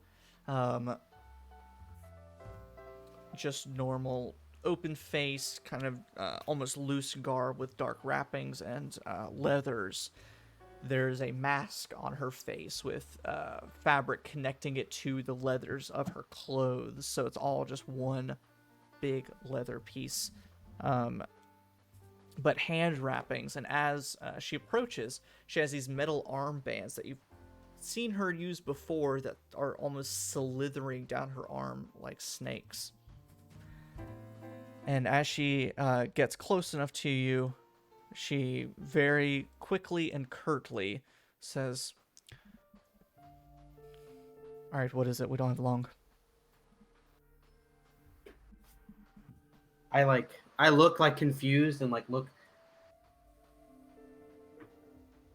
Forgive me. I said to come alone, right? You got that part? I kept my part of the bargain. All alone. She takes a look around, and you can see that they all do, scanning every single balcony, rooftop, window, door, alleyway, everything. Come on, where's the trust? And then after all we've been through. And then she turns, waves a hand, and Stripe and this other Order of the Alley member step away into an alley shadows and disappear. I just tap on the bench next to me. And she goes to sit down. And from here, Oleg, you're preparing to drive and playing cards with Spike. Actually, Oleg, make an intelligence check for me. Intelligence? Just straight intelligence? Just straight intelligence. My name is Oleg. And Spike, make a charisma check. Why am I running this? I don't want to roll. I want to roll this. Okay. That's a 24. A 6. Spike, you owe Oleg a gold piece. Varian, as you pull out the brass lockbox or bronze lockbox with the Breelish crest on it, go ahead and make an investigation check for me.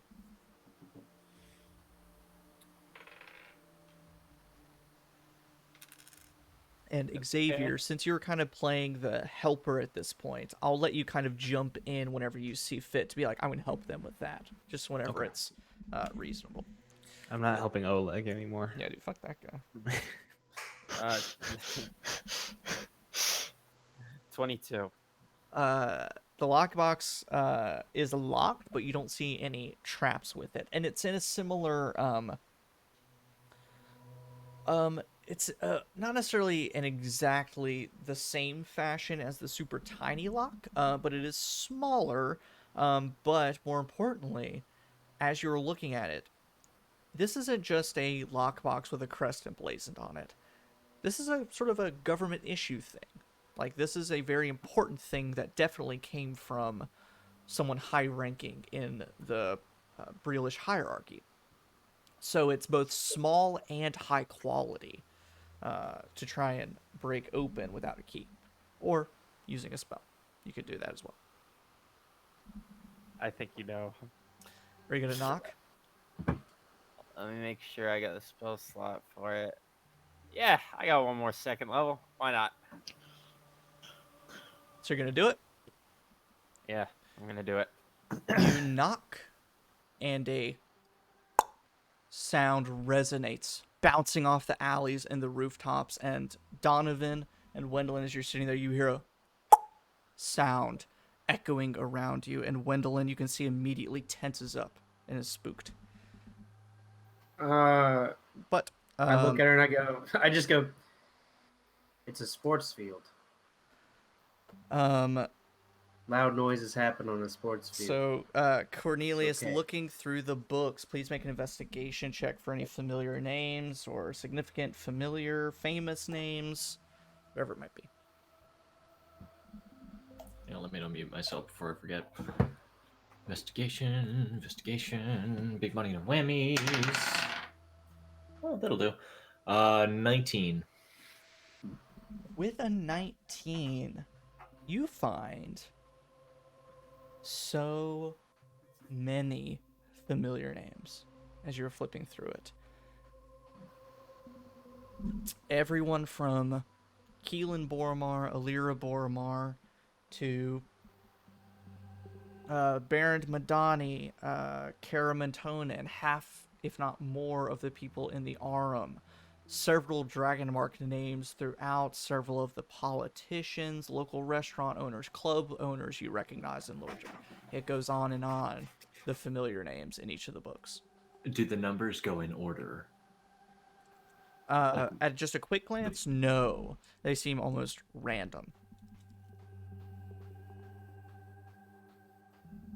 Specifically, they're, from what you can tell, they seem to be spaced out in between, signifying different numbers, so like multiple numbers, and there seem to be 4 of those numbers, ranging from anywhere from 0 to in the hundreds.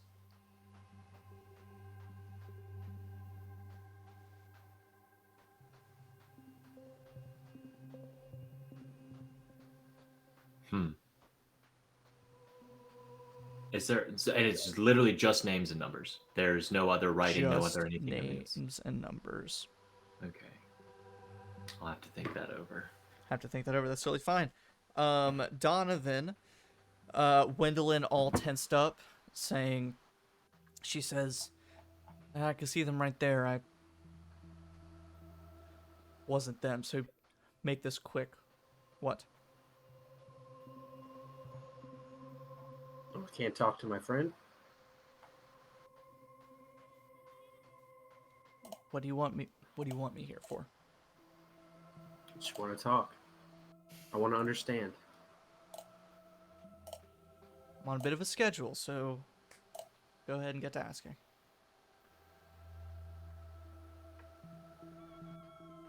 I just want to know why. What did Ray say to you?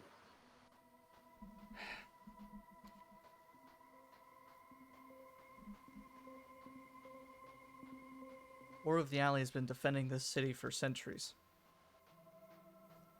And he's brought up some good points. Maybe changing the status quo, council, Dragonmark houses, all that. Might put me out of a job, but make the city better.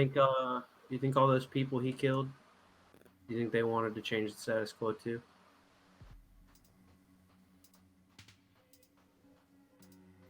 Well, it was mostly Sharn Watch officers. Most of them were paid off by the criminal organization, so I don't necessarily think so. There were civilians there. They were just people minding their own business, and he killed them. I mean, it was their choice That's to it, get right with you? involved. So you're saying that if some guy with a big sword started killing innocent people, you would have sat there and watched, and you wouldn't have gotten involved? I mean, no, but that's still my choice. That's the important thing here. Is the choice of it. Right now, you're helping somebody that will kill anybody in her way. I don't know what nonsense about changing the status quo that she's fed to you, but this isn't the way to do it. There's a lot of problems in the city. I know it. I've suffered at the hands of it. But this ain't the way. You may see some results, and they may be faster than if you did it a different way. But how many people that didn't do shit are gonna die to change the status quo? Is that worth it? How much blood is gonna be spilled before the city is good enough? What about Varian? What about Oleg? You think that they need to die for the status quo? They've done nothing but right by you. So, we'll pause there because I'm going to have you make a roll. Very good. So, Oleg playing cards with Spike. If I can get Oleg, you to make an intelligence check. Spike, do you make a charisma check?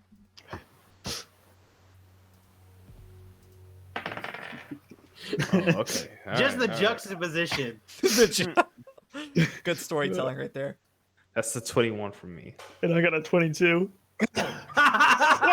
Double or nothing. I rolled an 18. I'd get a Double or plus nothing. 4. Maybe. So Spike, you can shout double or nothing at Oleg, and either pay him 4 gold pieces now or put 8 gold pieces on the line. I'm putting 8 gold pieces on the line. All right. So we'll come back to that. Varian, with the lockbox, you open it up, and inside, sifting through it, you see all varieties of medals, folded up banners, little name tags, military paraphernalia, Sharn Watch paraphernalia, any kind of tassels or sashes, all that kind of stuff all folded up into this lockbox. And easily you're able to piece together that this is usually what happens when someone dies, is, in normal, real life stuff, get delivered a flag folded up saying, sorry for your loss kind of stuff. But with this, sort of the Sharn Breelish version of that. And specifically on one of the name tags, you find 2 sort of separate name tags and badges that have a name on them. Either officer or private is the title, but the name Dante Rhazien, Rhazien, officer or private Dante Rhazien. Okay, hold up just a second. Dante, spell Rhazien one more time. Rhazien. Officer, private Dante Rhazien. Presumably a Sharn Watch officer and a private of the Breelish military during the last war. Interesting. But besides that, there's nothing else of interest. It's just a lot of this kind of Sharn Watch and military paraphernalia. No, like old, crumpled, folded images. Crumple folded image. What? Like, Yeah. yeah, I don't know if photos. I forget if photos exist, but like, A little bit, not necessarily crumple folded images, but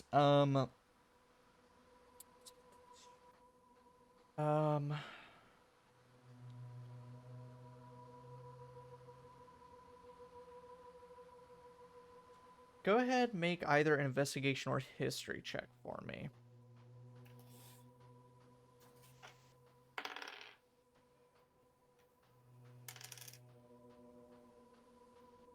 Okay.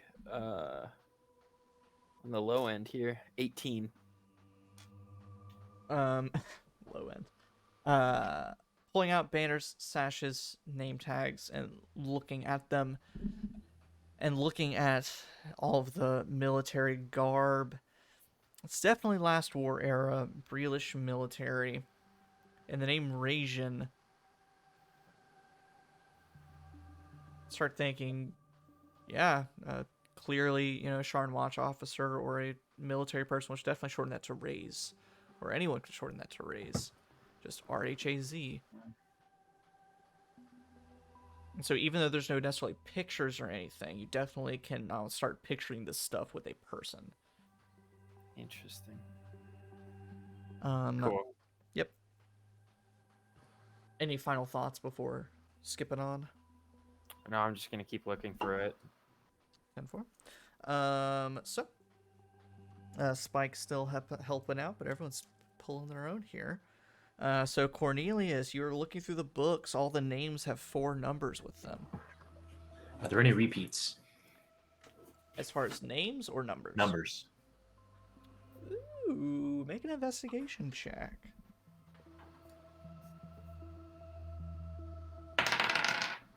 Oh, that's not good. That's only a 13. 13. You don't catch any repeats. But what you do catch, as you start pilfering through it, searching for repeats, or at least you don't see any repeats that necessarily stand out to you. But something that does stand out to you, looking through the, everything from 0 to 100 in the numbers, you notice a couple thousands pop up. Numbers in the thousands. And you start notating, opening another book, looking through them. And you notice that all of the thousands, if you would mind puzzling with me, the numbers that are in the thousands are in the 4th number column. If that matters at this point, at this juncture. But, more importantly, those numbers correlate to, or at least the numbers that appear in the thousands are all on the same line as ARM members. That's not to say all ARM members are lined up with the thousands number in the 4th column, but Square versus rectangle. Square versus rectangle. All the thousands are R members, but not all R members are thousands. Yes. And again, it ranges because there are maybe 20 to 30 members of the ARM. You imagine maybe 10 to 15 of them have that number, and they're anywhere from 1,500 to upwards up to 9,000. Have I spotted just a little thing here? Have I spotted Ipa's name anywhere? Ipa's name? Okay. We'll come back to it. Man, fucking research. So Donavan speaking to Wendeline. If I get you to make a very important persuasion check. No disadvantage because of the knock, but no disadvantage because you invoked Oleg into Varian's name. No advantage because of the knock.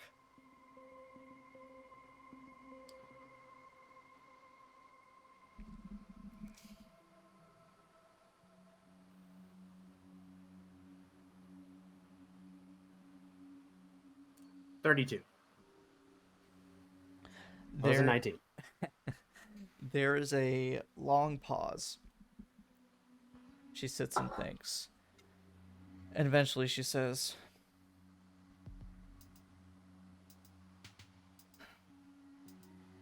"It's not my decision right now. You always have a choice. We do. All have a choice. I have a choice. Right now, the Order does not. They've sided. they've chosen. Ever since learning about Varian, I haven't been as convinced. But she's kept me close. But even if I step away, it's one out of however many. You can help us end this. You know what she's doing is wrong.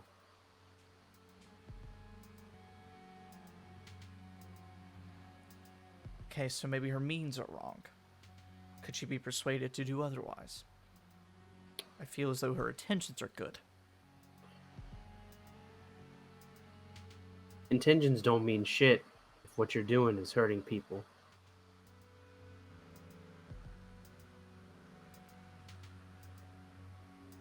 So does that mean she's without redemption?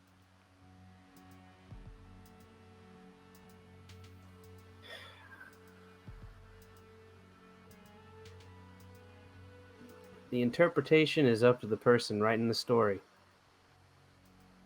And let me tell you, as someone who writes a lot of stories, this one's above my pay grade.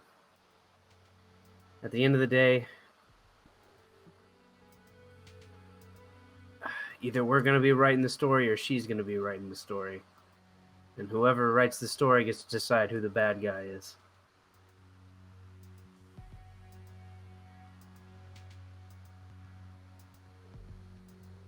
I just know a bunch of people are dead. And I don't think her coming into any kind of power is going to make that stop happening.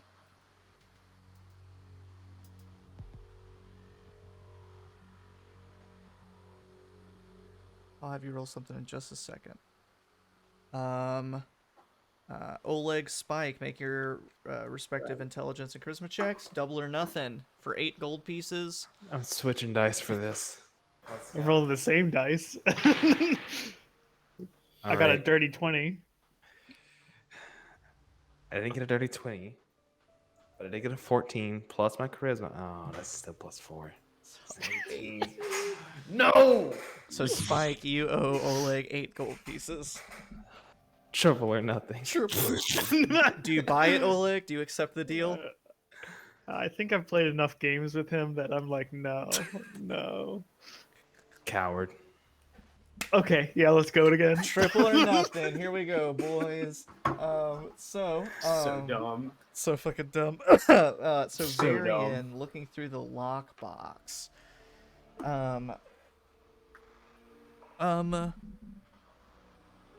So Varian, the lockbox, like I said, sort of government kingdom issued with all the paraphernalia of a fallen soldier and officer of the law. What else are you hoping to gain from looking in the box further? What kind of deductions or resolutions are you trying to reach? I guess, is there anything indicating a specific term of service, where, like on what front he fought? Is there a death certificate in there, or is there some sort of medal or tassel that they would only give post-mortem? Definitely. Make a history check for me.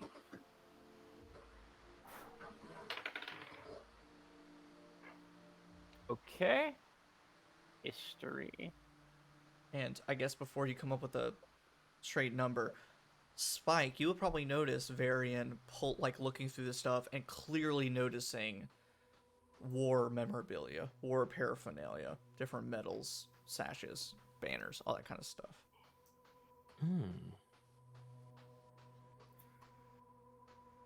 You're doing a history check? Yeah. Oh, yeah, I'll help you out with that one. Nice one. So, Varian, you can roll with advantage. Awesome. Cool. I lean over and I'm like, oh, I killed that guy. Oops. And you know what? I liked it. No. Double oops. I killed the guy and I liked it. All right, Taste so what of you get, his Mr. blood. Yeah, Carson? that's something I would expect Oleg to say. Oh, definitely. Yeah, he's just playing over the radio, and the Sky Coach is like, I don't remember this version, but Then you realize it's Yeah. It's the Oleg's. It's Oleg's Yeah, cassette it's tape. Oleg. It's his His mixtape. Yeah, he literally is just singing over it, but with Hello, no. this is Oleg the Kondarek's greatest hits. I killed a man, and I liked it. Yeah, he has like no tone. He has no rhythm or anything. He literally just kind of. Yeah, it's just like jilted, off-tempo speaking. Yep. He misses an entire phrase because he's like, I see kiss a the little silhouette girl. of a man. Scaramouche. Will you do the fandango? What I think would Yeah. honestly be funnier is if it was actually amazing. Like it's just like totally out of pocket for Oleg. But what I'm hearing in my head is like, anybody here know who Vitas is? Yes. Yes, that's what I'm Yes. hearing in my head right now. Incredible. That would actually be funnier. Yes. Yeah, I'm. Well, now I'm imagining Oleg singing the song from the end of Step Brothers. Yes. But yeah, it's gonna be an 18 on the history check. With the medals and the various member paraphernalia you find, this person, Rhazien, Private Rhazien, definitely died during the last war, so fairly recently, at least in the past couple decades. And Spike, because you're helping, you definitely recognize the name Private Dante Rhazien as a Sharn Watch officer that was plucked from his duties and dropped into the last war as sort of just a frontline private. You didn't necessarily fight with him or anything or know him that well, but he had a similar story to many of just being plucked up and made to fight. Dante Rhazien. All right.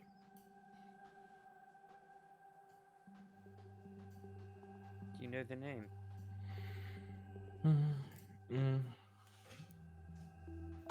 Another tragic soldier dragged onto the battlefield.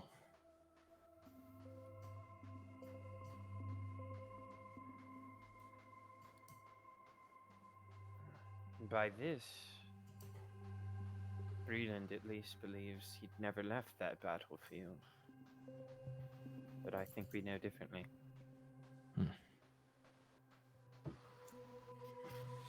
Okay, so back up to the top, Cornelius. Please make an investigation check searching for Ipa's name. That is yet another 13. Wow. 2 different dice, 2 6s in a row. Getting more familiar with it takes you a bit longer. You find her name. Let me see here. There's you see that surprisingly, after seeing the Arum names, some of them up in the thousands, you find Ipa's name, and her 4th column number is a mere 100. Whatever the number signifies. Okay, so to make sure that I am understanding it a little bit better, there are 4 columns of numbers and there are different numbers in each of them. It's not 4 columns of number and it's like that signifies a single number for each name. There's Correct. like, It's be like 4 100. separate numbers. Okay. And so for Ipa's name, for example, you would maybe see like Ipa on one side of the page, and then the first column says 2, the second column says 30, the fourth column says 19, or third column says 19, the fourth column 100. Whereas some people would have 9, 73, 22, and then 600. This strikes me as a couple of different things. The first couple of things come to mind, like phone numbers obviously don't exist, but that was the first thing. It's like, oh, maybe some kind of like coding of some kind of number. Could be an address, could be some kind of code. It could represent when I was originally thinking that the 4 columns were just like a single number attached to a person, like order of threat, order of invitation. Maybe this is a list of people invited to the party. And with a couple of things running through my head, I'm just going to reach into my pocket and I'm going to squeeze the caltrop, and I'm gonna say, "Help me get my thoughts together, would you?" Awesome. So go ahead and take 1 point of damage, and then I'll have you roll, and we'll see what your intuition comes up with. Donavan, if you will make a persuasion check for me. My cat's a pie. Nat 20. Wow. 33. So Wendeline, taking a moment to consider what you said. While she's considering, I'll go. Last couple days, since you've been gone, we've I also had that impulse. That's a good song. That's good. It is. Kelly Clarkson, crazy. Anyway, so yeah, since you left, we Hearing the reverberation of that is Yeah. a whole nother. Kelly Clarkson, Pretty sure I just heard immaculate Abigail singing talent, it immaculate downstairs. talent. By the way, Great. Awesome.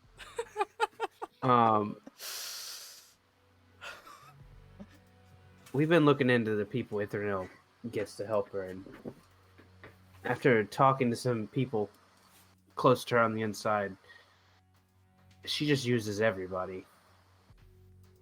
And I can't forgive that. Even people like the Boromar, which I truly have the lowest opinion of. And Wendeline, like, sort of slips impulsively, says, "Me too."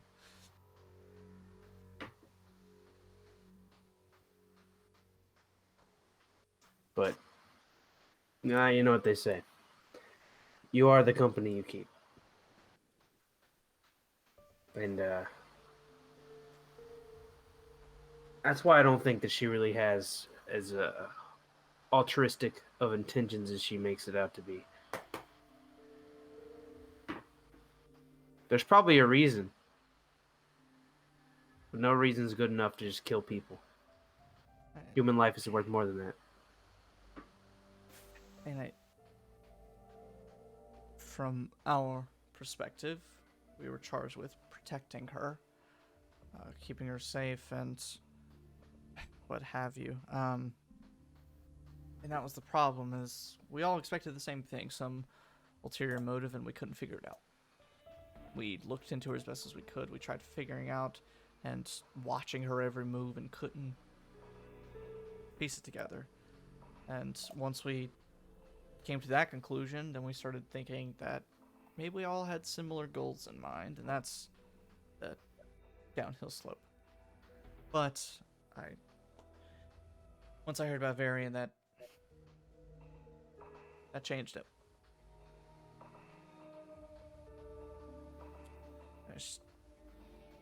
Listen, everybody had different ideas about what you were doing. Some people thought that you had betrayed us. Some other people didn't. Spike still believes in you, for what it's worth.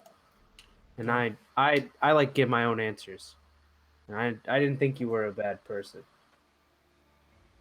I did betray you all. I did. But I didn't necessarily do it purposefully or with bad intentions. I thought the good points were made.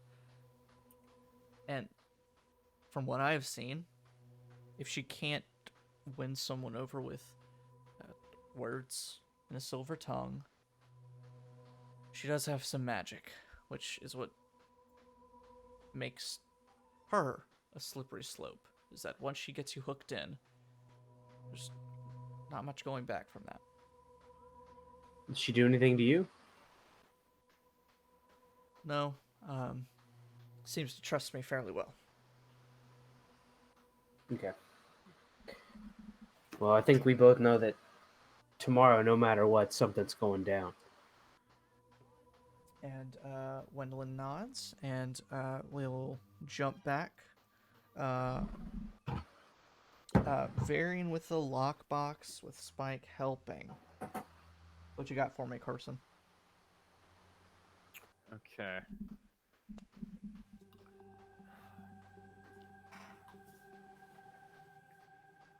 Is there a way to determine what like platoon he was put in? As in, like, could I track down any survivors from his unit? You can either make a history or investigation check. I will say history check will be, or no, investigation check will be a higher DC.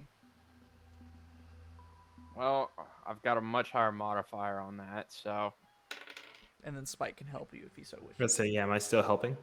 If you want to. that would be great. Yeah. Because the first one was a 3. Yeah. Second help. one was a 4. But with the D4 that I add, it's an 8 plus 13, so 21. 8 plus 13. Well, is that investigation or history? That would be investigation. I don't get to add a D4 on history. So, rather than just recalling on some of the historical information regarding the war and the events, the different armies of the nation and things like that, you more start pulling on the numbers, looking at the dates on certain things, maybe the age on some of the medals, until eventually, and this will kind of be the hook I leave you on, is that all of this stuff, and with Spike's help, he was in a squad stationed in the nation of Sire, and seemingly died in the morning. Yup. And all the dates correlate and line up with that idea. Cornelius, Hi. what you got for me? What was your... You didn't tell me to roll. You didn't tell me what to roll. Like, you said you were gonna have something because I reached in the pocket, grabbed the caltrop, asked to help me Looking sort for my thoughts out. intuition stuff. And you Make said a you would wisdom have- check.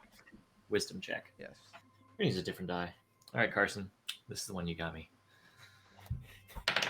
Hey man, don't Carson, put it's it all on your me. fault. It's the highest I've rolled tonight. Hell yeah. On It me, is baby. a On me, baby. 19 total. Had it been like a persuasion check, it would have been a 28.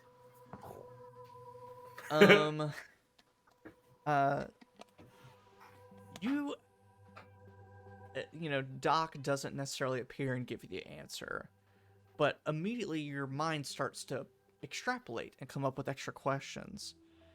And you start thinking, okay, square's a rectangle, square, that idea, that relationship. Looking at the numbers versus the aura members, who are they? And what does that number potentially mean? And you look at Ipa as being just 100. She's in the gold. That was one of the things I was thinking, but she's gold. She's gold. You start looking through at the people that are aura members. Takes you a little while trying to triangulate them and looking at the amounts. Of all of the aura members recorded in these 3 books, Ipa is the lowest at 100. And I'll leave you with that. But then I will leave you with this. You have an itch of who is the highest. Who has that highest 4th column number of the aura. Quick question for Austin. I have notes, but I remember Birand Madani was at the Aurum Gala. Yep. Is Birand Madani like actually a member of the Aurum? He is a member of the Aurum. Okay, I was looking through my notes, and I have him noted as being there, but I did not. Yes, he and Ithronel were initiated into the Copper Concord of the Arm at the same time. They were the same pledge class, so to speak. Well, okay. And then they went and set up for the wind ensemble concert right after. Well, that's a deep cut for me. Rathel de Vidalis was also an Aurum member. Yep. I remember her. Yep, there were a couple you've met. Yes. What was her? Where is she? in my notes? I actually I have have it it pulled written up here. She was Copper. Okay, Same as couple of Ithronel, same class. Okay. But since then, that was the first event you went at, where Ithronel was bumped up to silver. Okay. But Varian and okay. I'm both going to be spending some time looking for the highest, and basically if I come across Varian Madani, well, because I've seen Varian Madani's name already, I'm gonna look at his name, and then try to look for the highest. And if I see Rathel Devanalis' name, I'm going to check her number as well. Awesome. So I'm gonna go toilet cat super fast. So feel free to spout your conspiracy theories while I'm gone, or take a break yourselves.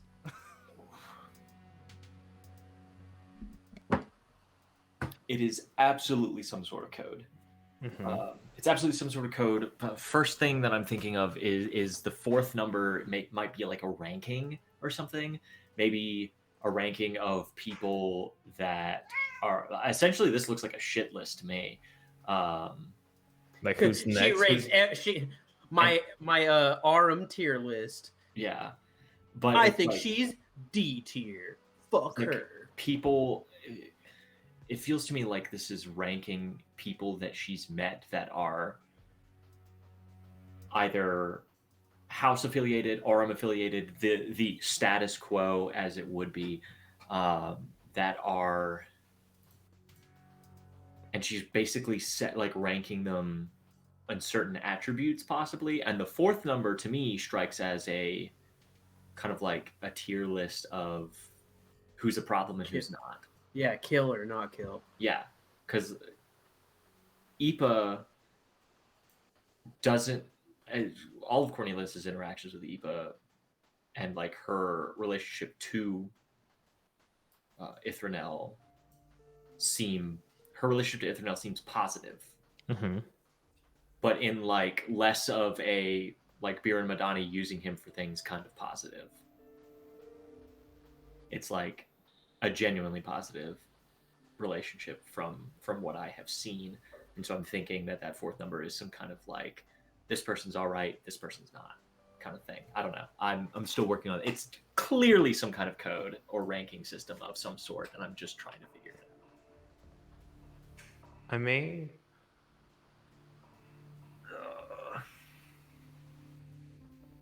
What was the biggest number again? Who We're has the still biggest working number? on finding that. That's the Okay. next thing I'm looking for. And who has the smallest number so far? Do we know So that far, one? the smallest RM number is Ipa at 100 on the Ipa? fourth column. Which one was Ipa again? She's the one with that. Ipa's the Kalishtar that Cornelius has been meeting all the time to talk about things. She's the. Oh yeah. She works at I can't remember if she works at or anything, but she works at the Biblioteca del Prisma. Oh, She's cool. an archivist, a librarian, essentially. So this is her fuck, marry, kill list, maybe. Something like that. She's a curator. That's what it is. She's a curator at the Biblioteca del Prisma, which is a private library. This is my fuck, marry, kill list. How many people are on this? 2 million. Yeah. I decided The one day entire just- city of Sharn. Everyone. Yeah. Fuck everyone.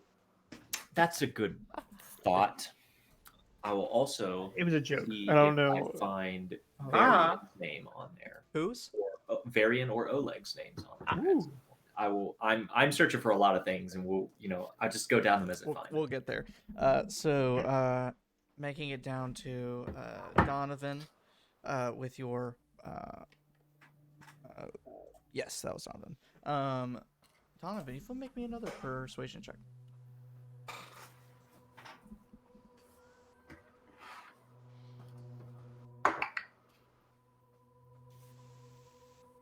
Uh, 25. I'm built to do one thing. This. That is persuade. You see that a few moments. You see that Wendeline starting to get a little antsy and stands up. Eventually says, "It'll be better if I don't know what you have in mind, but I'm with you all. I am at the very least. I'll speak with other order members and talk to them about pros, cons, whatever it might take. Mm-hmm. At least Tomorrow- sow the seeds. And tomorrow, I don't know if you all understand how much you spooked her.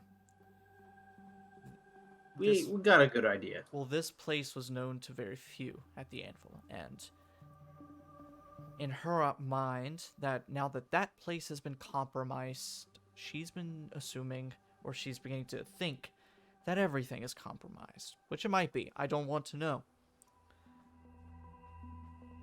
But that also means that where she didn't have anything in store for the party tomorrow, she might now. Okay, I'll tell the others. I won't say what we have planned, but just tomorrow there'll probably be a point when things get going, and you'll know when that time is, and we'll be counting on you. And if no one of my organization turns with me, I'll do what I can. I'll see how many I can talk to before then. You always have a place with us. She nods, gives you one final good luck, and walks on. And as she walks away, the duplicate just fades into smoke. And there's just a smell of like tobacco smoke in the air.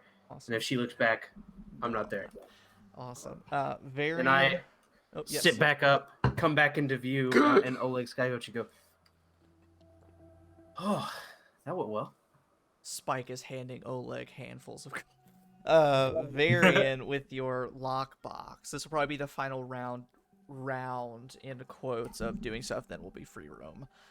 So Varian, the lockbox. Any final stuff you want to try and ascertain? Okay, well, I guess. Are there any documents regarding other people in the unit?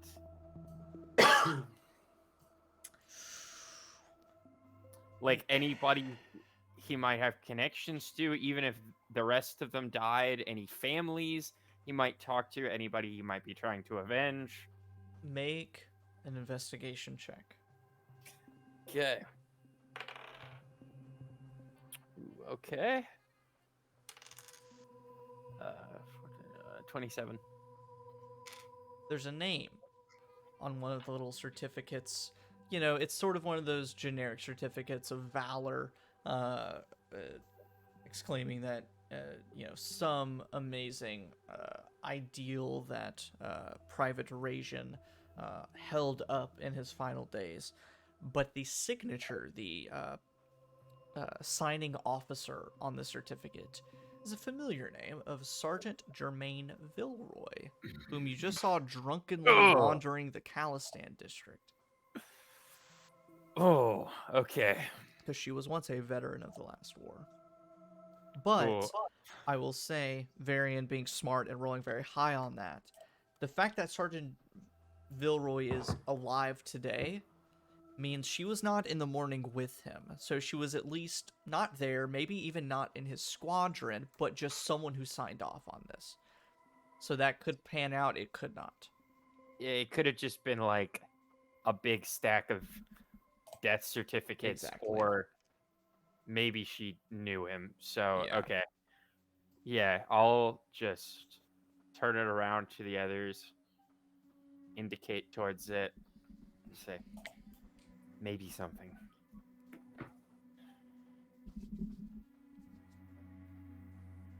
I have news. Let's do one last thing of Cornelius looking through the books. Oh, And then I also yes. need Oleg and Spike to do triple or nothing. So roll a charisma and intelligence check. Yes. Well, I was going to say I'll give Cornelius advantage. Okay. Go ahead and roll your gambling rolls first. So your respective intelligence, charisma, triple or nothing for 12 gold pieces. 18, Mike motherfucker. needs a new chair. Please. Did you beat 18? No, it's 12 plus 4 is 16. That's what I thought. Just like every other time. You really rolled 2 less than almost every single one. So Spike, you owe Oleg 12 gold pieces, or you can up the Spike, bet. I look at Oleg and I say,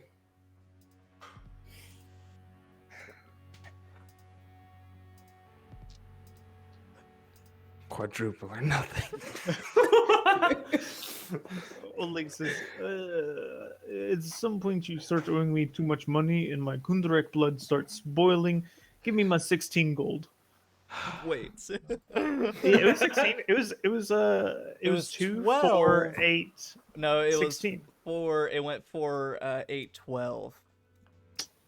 Just triple the initial. Yeah, okay, bid. I'll do 12. Yeah, that's fine. But you could try and weasel an extra 4 out of it. No, I'm not going to try to weasel my friend out of more money. Yeah, He's what are already we doing? We're honest men here. Like, It's 12 gold. fine. We can start over later. I take out of my wallet that says new chair money. And I just gave it to And I'll say, A Ziploc bag. remember this for payments for future investments in your arm. Thank you. For everyone in the chat, if you have 10,000 tings, you can spend 10,000 of those to pay Oleg and give real life Oleg or fake life Oleg 100 gold pieces. Travis needs a new house. So. Travis needs a new house. Give real What's life the Travis ting money. to US dollar? conversion Yeah, rate? I need to know that. Actually. 10,000 to 0. So Ooh, ow. The ting is not doing well. Yes, well, No. Inflation really does that for you. Cornelius, if you will give me one last investigation check with advantage, you're specifically before you roll, you were searching for the highest amount, and also what was the second thing? I was gonna double back to Baron Madani's Baron name. Madani. Here's his what we'll number. say. I will, if you make an investigation check, DC 10, you will get the highest amount. DC 15, you'll get the highest amount, and Baron Madani's. And then at some point I was gonna try to look for Varian's name. Yeah, as we'll say well. DC 20, you also get a Varian's name. Okay. I'm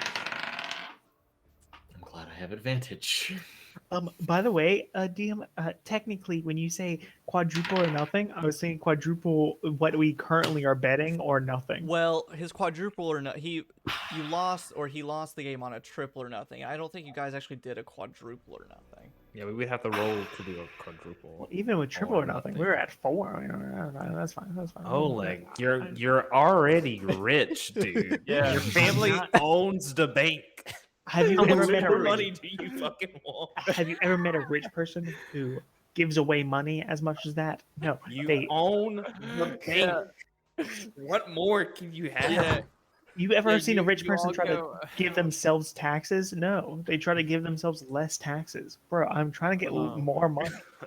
Is Oleg the type of person where he makes way more than you, but like he gives you a ride and he's just like, you can bid me for the gas? Yes, that's definitely. This is about to make me viscerally angry. I'm gonna spit. This is making me so angry. I'm so mad I could spit. All right, I don't actually. Yeah. I've known people like that in real life. I'm angry. It's Get out of like here. how I here in don't think DC Oleg would actually do that. I'm just saying, Oleg likes his money, Sure. but he's not that much of a stickler to his friends. I'm imagining like how you can buy like, a monthly Metro pass or something. Like at the end of the month, Oleg's like, all right, you owe me this much for rides. this month." buy my monthly Oleg pass for using my Sky Coach. Even though there's no gas, there's no There's no no real fuel upkeep. So Austin, what was your role? So, with the die that Carson gave me, that is a 24, 17 plus 7. All right, so we'll start from the bottom. Now we're here. Actually, the first two even overlap. Baron Madani has the largest number in his fourth column, cranking in at over 9,000. It's over 9,000! It's over 9,000! The number is. Whatever that number represents. Close to 9,500. As far as Varian's name is concerned, in all respects, Varian has the lowest number of everything. Let me look at my thing here. The first column being 1, the second column being 9, the third column being 5, and the fourth column being 10. And we still don't know what these columns in particular are, right? Nope. 1, 9, 5, 10 for Varian, Baron Madani. Baron Madani, do you want? I'll leave it up to Yes. Austin. Do you? 100%. So Baron Madani is clocking in at 10, 88, 45, and 9,450. And Ipa's last number was 100. And giving me the rest of those numbers? For Ipa? For Ipa. Mm-hmm. Mm-hmm. 2, 30, 19. And then 100. Mm-hmm. And then 100 was the final number. Yep.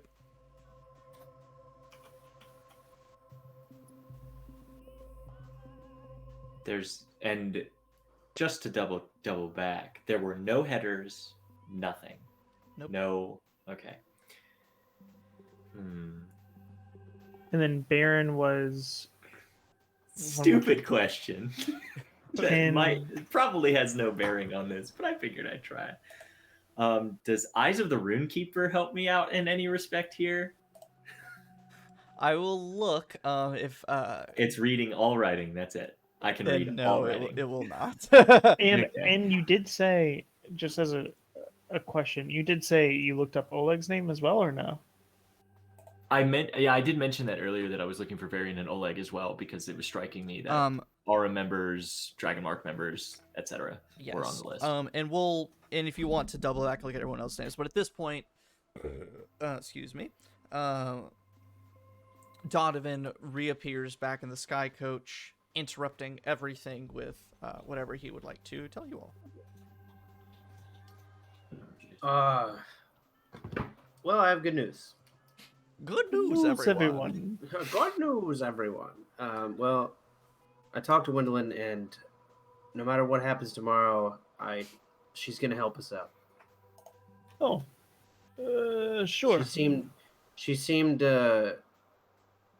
unhappy with the current direction that the rest of the Order of the Alley and Ithronel were taking.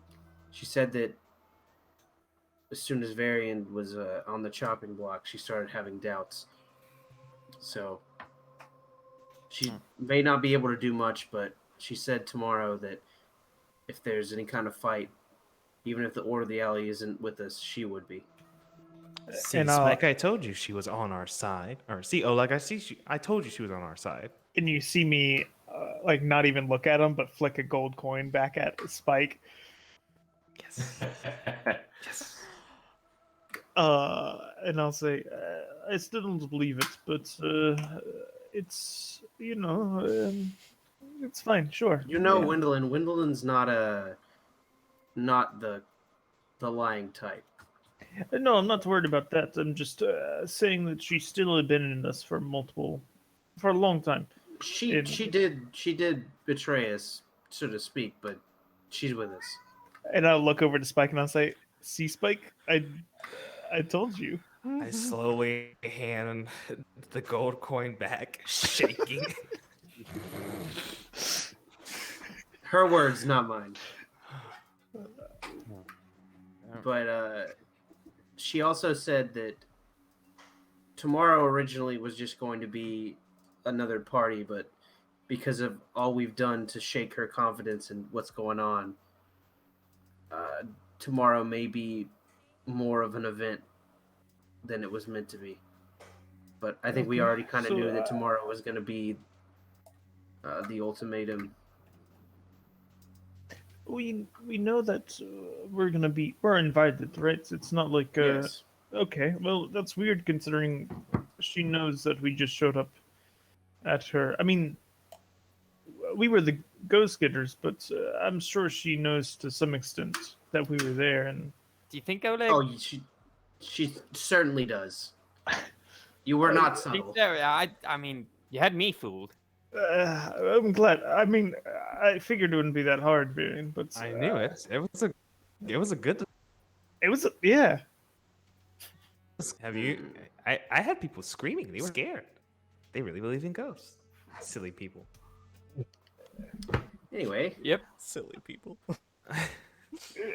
Our disguise is perfect. You're so smart. Like, I think think we all just need to be ready for anything tomorrow. I do want to bring that up. I know we floated around the idea of, we have enough evidence to turn her in, at least for a little bit. I think, she has no other places to run. I think, we're having a hard time capturing her with the Order of the Alley at her aid. I think if we wanted to, tomorrow would be the best time to arrange the arrest.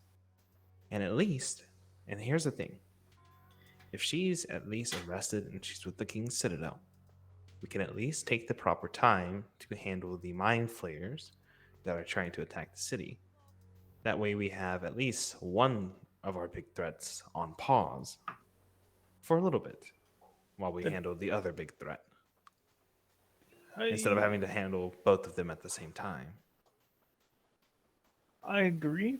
However, I do think that we don't have to take the initiative. I think tomorrow, with how much we've backed her into a corner, it sounds like she might find her way into being positively attacked. Like nobody would really be angry at us as much as we think, if the right circumstances happen. Are you hoping she gives you the opportunity to kill her, Oleg? For sure. Yeah. It's not going to solve anything. Hey, what do you mean? She'll be dead. That's his number one problem off my list. I mean, number two problem, really. If she dies, then we can't prove anything. I Who's want going to to speak? justice. That seems pretty justiceful to me. The Sure. easy We solution can is resurrect not her. always the one that works the best. You sound like you're being sarcastic. However, that would be number one person who's a threat right off our list. This is true. We do have evidence. If Killian was able to speak right now, he would disagree. Well, luckily he He's- can't. So He's not rendered into this instance. He hasn't loaded Yeah. in. He's T-posed over here. yeah. He's still haunted by that ghost from last. Poor guy. I still. All right, I hear what you're saying. I do. Those are words in which you are speaking. I do think that you are saying them and that they have meaning, but I still think that maybe possibly ending this as quickly as possible. Maybe she'll find a way to get herself arrested, and we just happen to accidentally shoot her and res her. Well, that's what I'm saying. I mean, if we at least set up or arrange the arrest for tomorrow, we'd be one step closer. I like Spike's plan. That's agree. nice. That's a shitty plan. I want to kill her. I mean, you could possibly kill her while she's under arrest. Okay, yeah. It's We not have. like she's still alive while she's under arrest. I think I have resurrection. Oh, I do have resurrection magic. Oh, I have resurrection magic. Yeah, resurrect her. Oh my god. I've never wanted to waste 200 gold so quickly. Oh my god. In the meantime, Cornelius, scanning for everyone's names. Several 300. names now. Several names. I'm getting a bug in my brain. I'm starting to run with it. At least within your group, you do locate your group's names throughout. But most of, similar to Varian's, most of the numbers are small, less than 10. But specifically, the number where Baron Madani had 9,400 in his big column, all of you, except for Varian, have 0 in your column. Okay. But then again, all the other numbers are less than 10 and very small. I get those numbers, please. For all of you, the first column is a 1.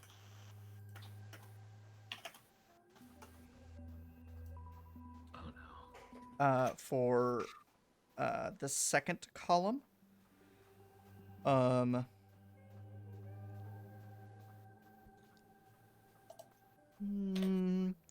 the second column, Cornelius, you have a 9. And in the third column, Cornelius, you have a 14.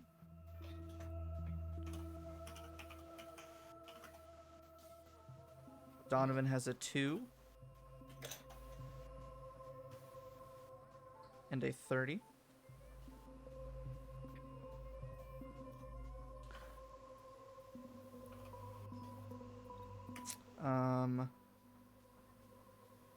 Oleg has a 5. And a 25. Spike has a 5. And a 40. Is that everyone? And then do you want to look for Killian, Wendeline, etc., etc.? Killian, Wendeline, and then I had some names that were not in the party. Wait, so what was Baron's first number again? Cornelius, or First number for Baron was 10. Or just can you go through his numbers again? Baron 10. was 10. 88, 45, 94, 50 was the final number. And that's And- Varian, not Varian. Baron. Yeah. Baron. Cornelius. In case it matters, It does. it does. The numbers that are in the thousands in the fourth column Mhm. do have a comma to them. Like So it- comma between the two numbers, or But like as if, for 4,000 or 9,450, it's 9 comma 450. So it's not just 9450, it's 9 comma 450. okay. Just in Do we case see anything in the 10,000s just in case it's like an actual? Highest you number do was not. 9450. Okay, cool. That was nice. Killian, Wendeline. One of the other names that I was going to look for is Rathel de Vidalis. Yes, Killian's what was I? Oh yes, you were all 1 in the first column. Killian has a 2 in the second column. Excuse me. And a 50 in the third column. Column then- is still 0. Do what? Is the fourth column 0? Fourth column still 0. Okay. And then Rathel. Let me see here.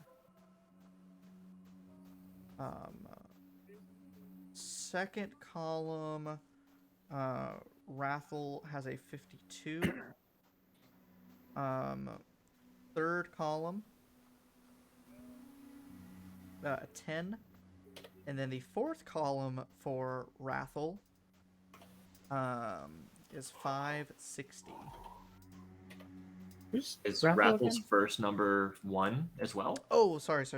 Rathel's first number is 7. Okay.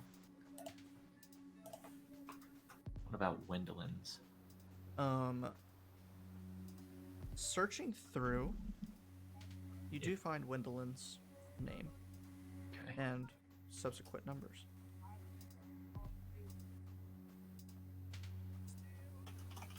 Wendeline's first column number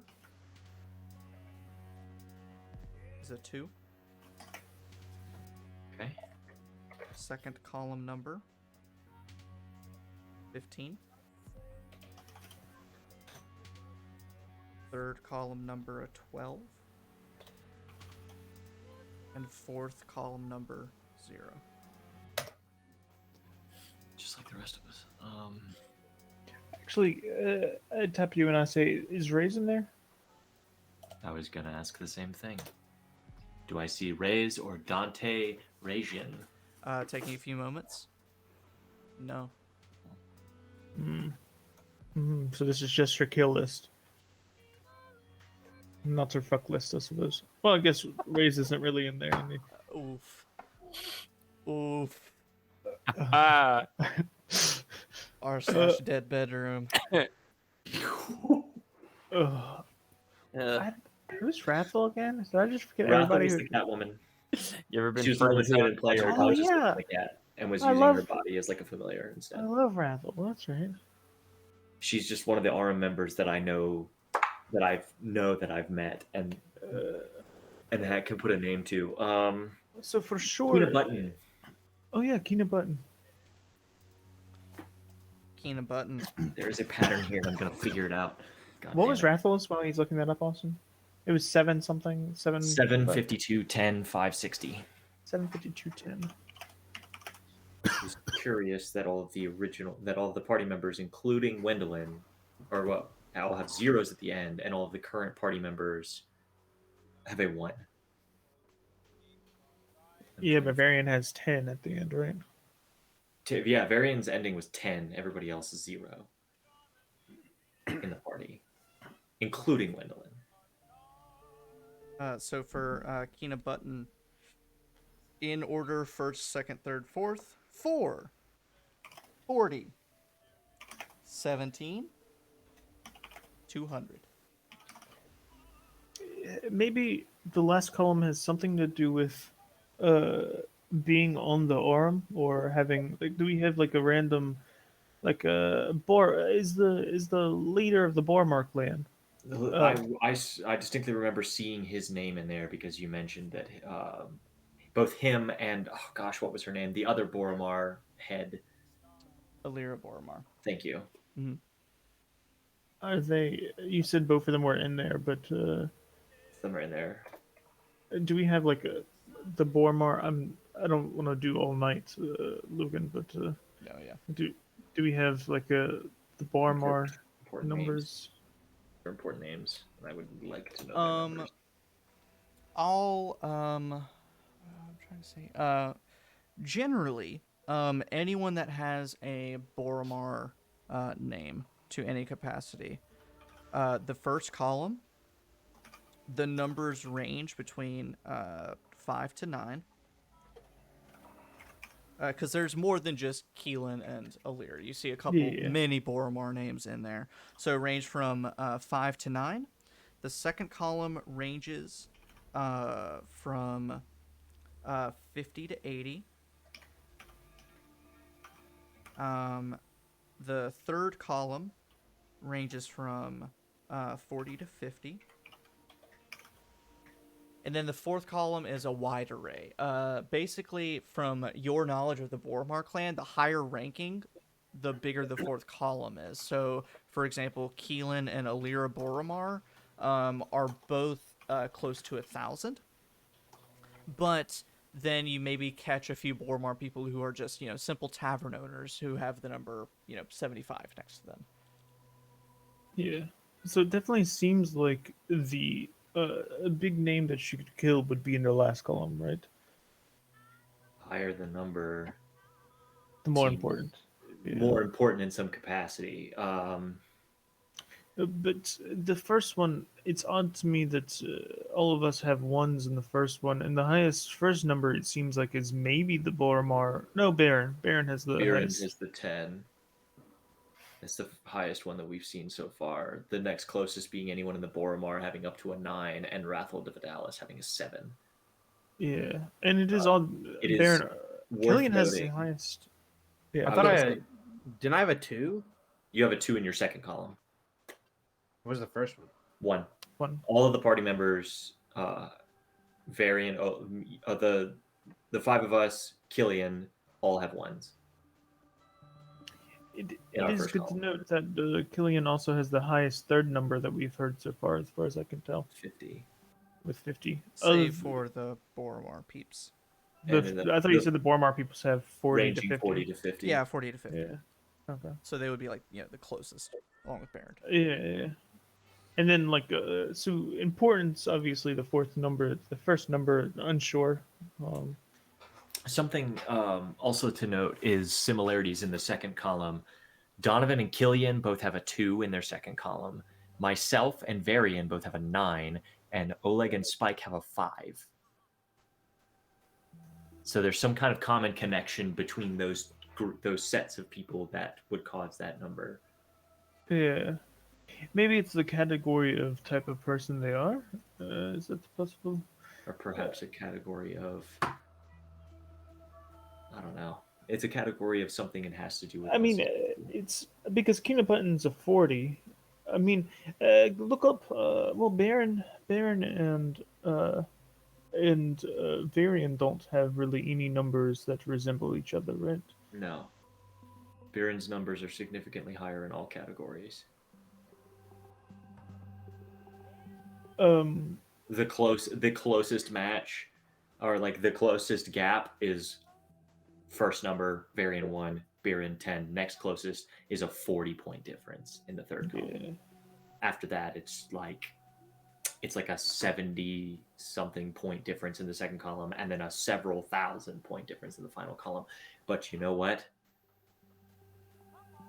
This is clearly some kind of code, ranking system, association system, and you know who could help us with that? There are two people I'm thinking of. We have to go to UCID, or we go to Rickon. I mean, I think Rickon would be good, just because he's done this kind of thing before, right? And Are there 3 numbers? There are four Four. sets of numbers. Okay, never mind. I mean, I don't. It's unfortunate that this didn't end up, because the first thing I thought when you said there's 4 columns of numbers, I'm like, is Logan about to pull some bullshit on me that I pulled on him before? I mean, probably, but not quite. I assume sitting in the Sky Coach, you're kind of passing around the different books, looking at them, handing them off to one another. At this point, yes. Now that everybody's kind of wrapping up other business. Varian, if you would give me a perception or investigation check.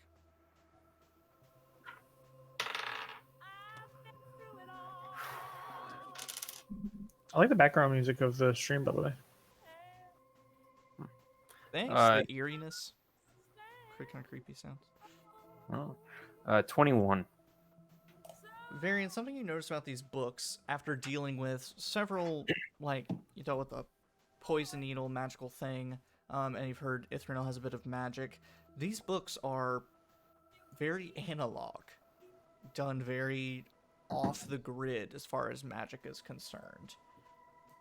That also starts to get to you, like, no one can write 600 pages of ink and paper without changing it. And then you start to like look, and while it's very consistently done and it's very Ithronel's handwriting because you've seen it before, the first, actually in several places, not just even in the first column, but in all of the columns sporadically throughout, there have been signs of re-dyeing the paper and rewriting a new number all throughout.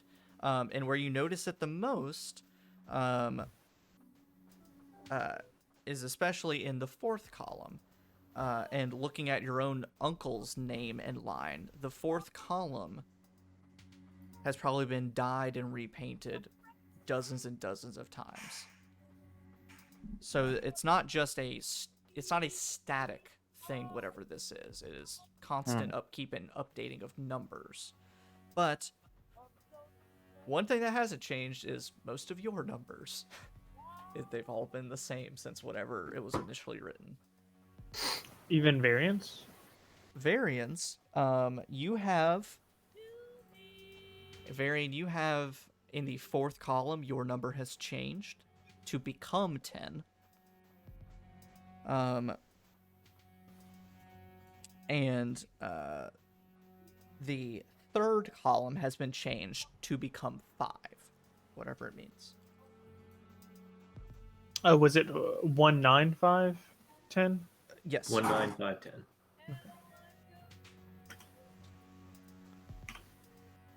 I put that in the wrong order.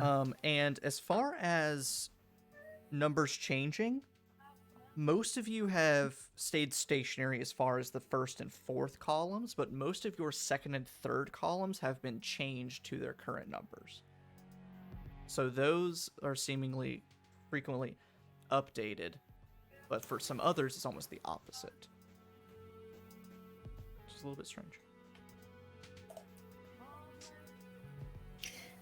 If this might be a little bit hard for me to investigate, but I would like to see if the writing like if the erasing and writing for Spike and my names, or like any of our names, were about the same time.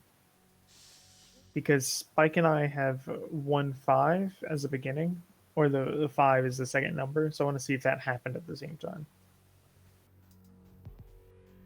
I'll go ahead and say it's too hard to tell Okay. as far Can I as any see- ink age or anything like that. Yeah. Is it possible to tell also how many times, like if the numbers have changed a lot more for the people, like has Spike's changed a lot more on that third column than mine has, or was it like pretty similar amount of changes? Is that also hard to change? See, That'll be a very high investigation check, trying to see if there's any remnants of old numbers still sure. visible. Question. I'm having a hard time following the numbers. How many numbers are there? 4 'Cause columns of numbers. 4 columns of numbers? Yes, so each person has 4 separate sets of numbers beside their name. Because I was going to say, what if they're dates or something like that instead of just a ranking system? Are we sure that that's what we're going? I just want to make sure that we're not going too far down the rabbit hole. I think it's definitely, the last number is definitely a ranking system of some sort. I will go ahead and say, in case, I mean, it may help to have a physical thing, but at least I can say out loud. There are 24 hours in a day, 7 days in a week, 4 weeks in a month, 12 months in a year. And currently you're in the year 998. So fairly standard, 24 hours, 7 days, 4 weeks, 12 months. Well, I just rolled a 19 for investigation, so It's no, a little too hard to tell. Yeah, for sure. We need to take this information and the information we've gleaned about it to one of the 2 people who might be able to help us the most with this. Mm-hmm. I Either suggest that, or we just need a little more time to think about it, but we're running out of time. So, Yeah, for sure, and it's starting to get real late. I mean, the only repeat numbers that we already know, too, as a question, as we can tell, would be, other than the first number, right, for us, would be that that y'all have repeat 2s and we have repeat 5s in the second column. and then myself and Varian have repeat 9s. Repeat 9s. I wonder if that's ranking the type of. No. I'm not sure. Is there somebody else who has a 5, Logan? That might be a little bit hard to narrow down. There'd probably be too many to Okay. go through, So or say, none that are of- crazy significant. Of the Okay. specific names that we have picked, there are no other repeat 5s in the second column other than you and Spike. Okay. There are 2 repeat 2s in the first column, one being Wendeline, the other being Ipa. Yeah, that is an interesting portion too. Is why Wendeline and Ipa are 2s there. I think it might have something to do with trust, consistency, something. Maybe each number represents a specific level of confidence or trust in, or even threat.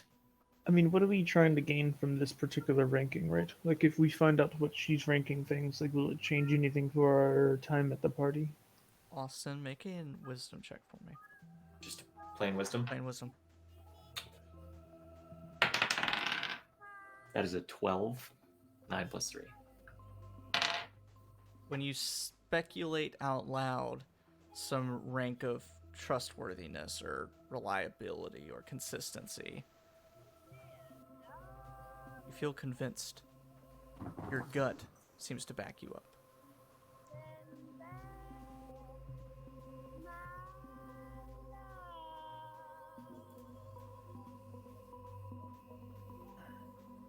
Maybe the lower the number is. So you think that she trusts Baron the most? And No, I think it's the opposite. you Think think about she? it. The Boromar range 5 to 9. There's no way that she has any real value of faith in the Boromar, or maybe it's a ranking of their consistency or reliability in action. Maybe the lower the number is, the more consistent that person is in her particular evaluation of them. Such So as, is this consistently a problem, or is this consistently trustworthy, or Interesting. because, obviously she doesn't hold a very high opinion of the Boromar. I doubt she holds a high opinion of Baron. Rathel de Vidalis seems like a very chaotic person from the time that we've spent with her. Kina Button, she seemed to have some confidence and faith in working with her, but I'm not sure how good their personal relationship is. Wendeline, clearly she trusts Wendeline. Clearly she trusts Ipa in some capacity. She doesn't trust Baron, I suppose. She doesn't trust Baron to act consistent. Maybe. I don't know. There's something about this idea that this is a rank of consistency or reliability that just sits on my gut. There's something about this first number that has to do with it. Maybe we're all ones because we can be consistently viewed as a problem. Yeah. Well, that's good. Yeah, for sure. Makes a lot of sense.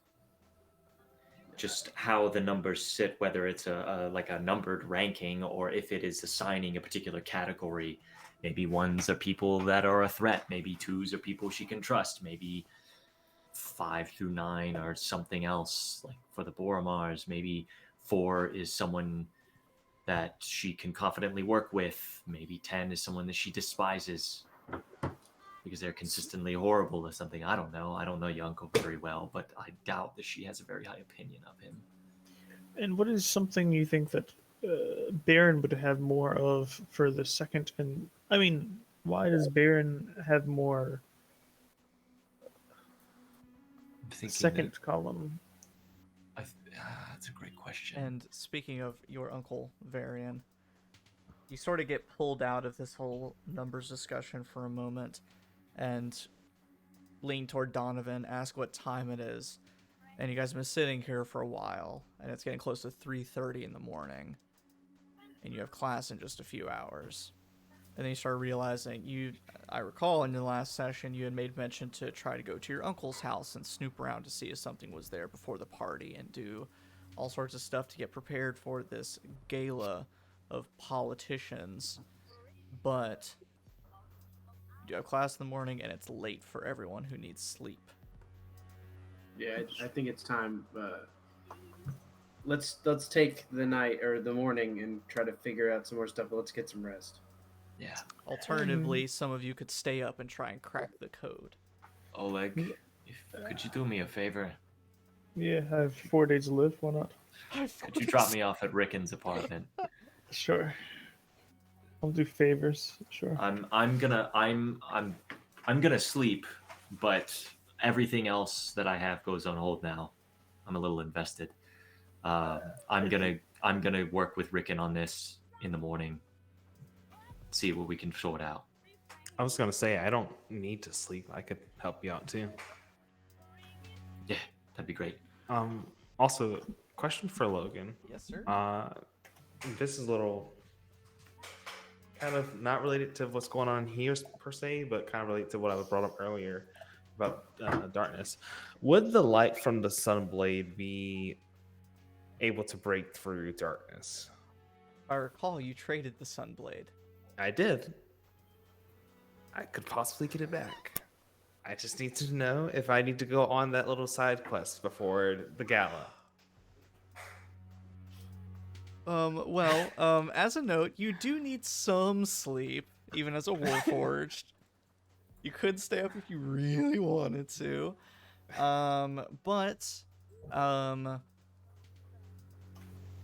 I believe normal darkness, yes, but if I'm not mistaken,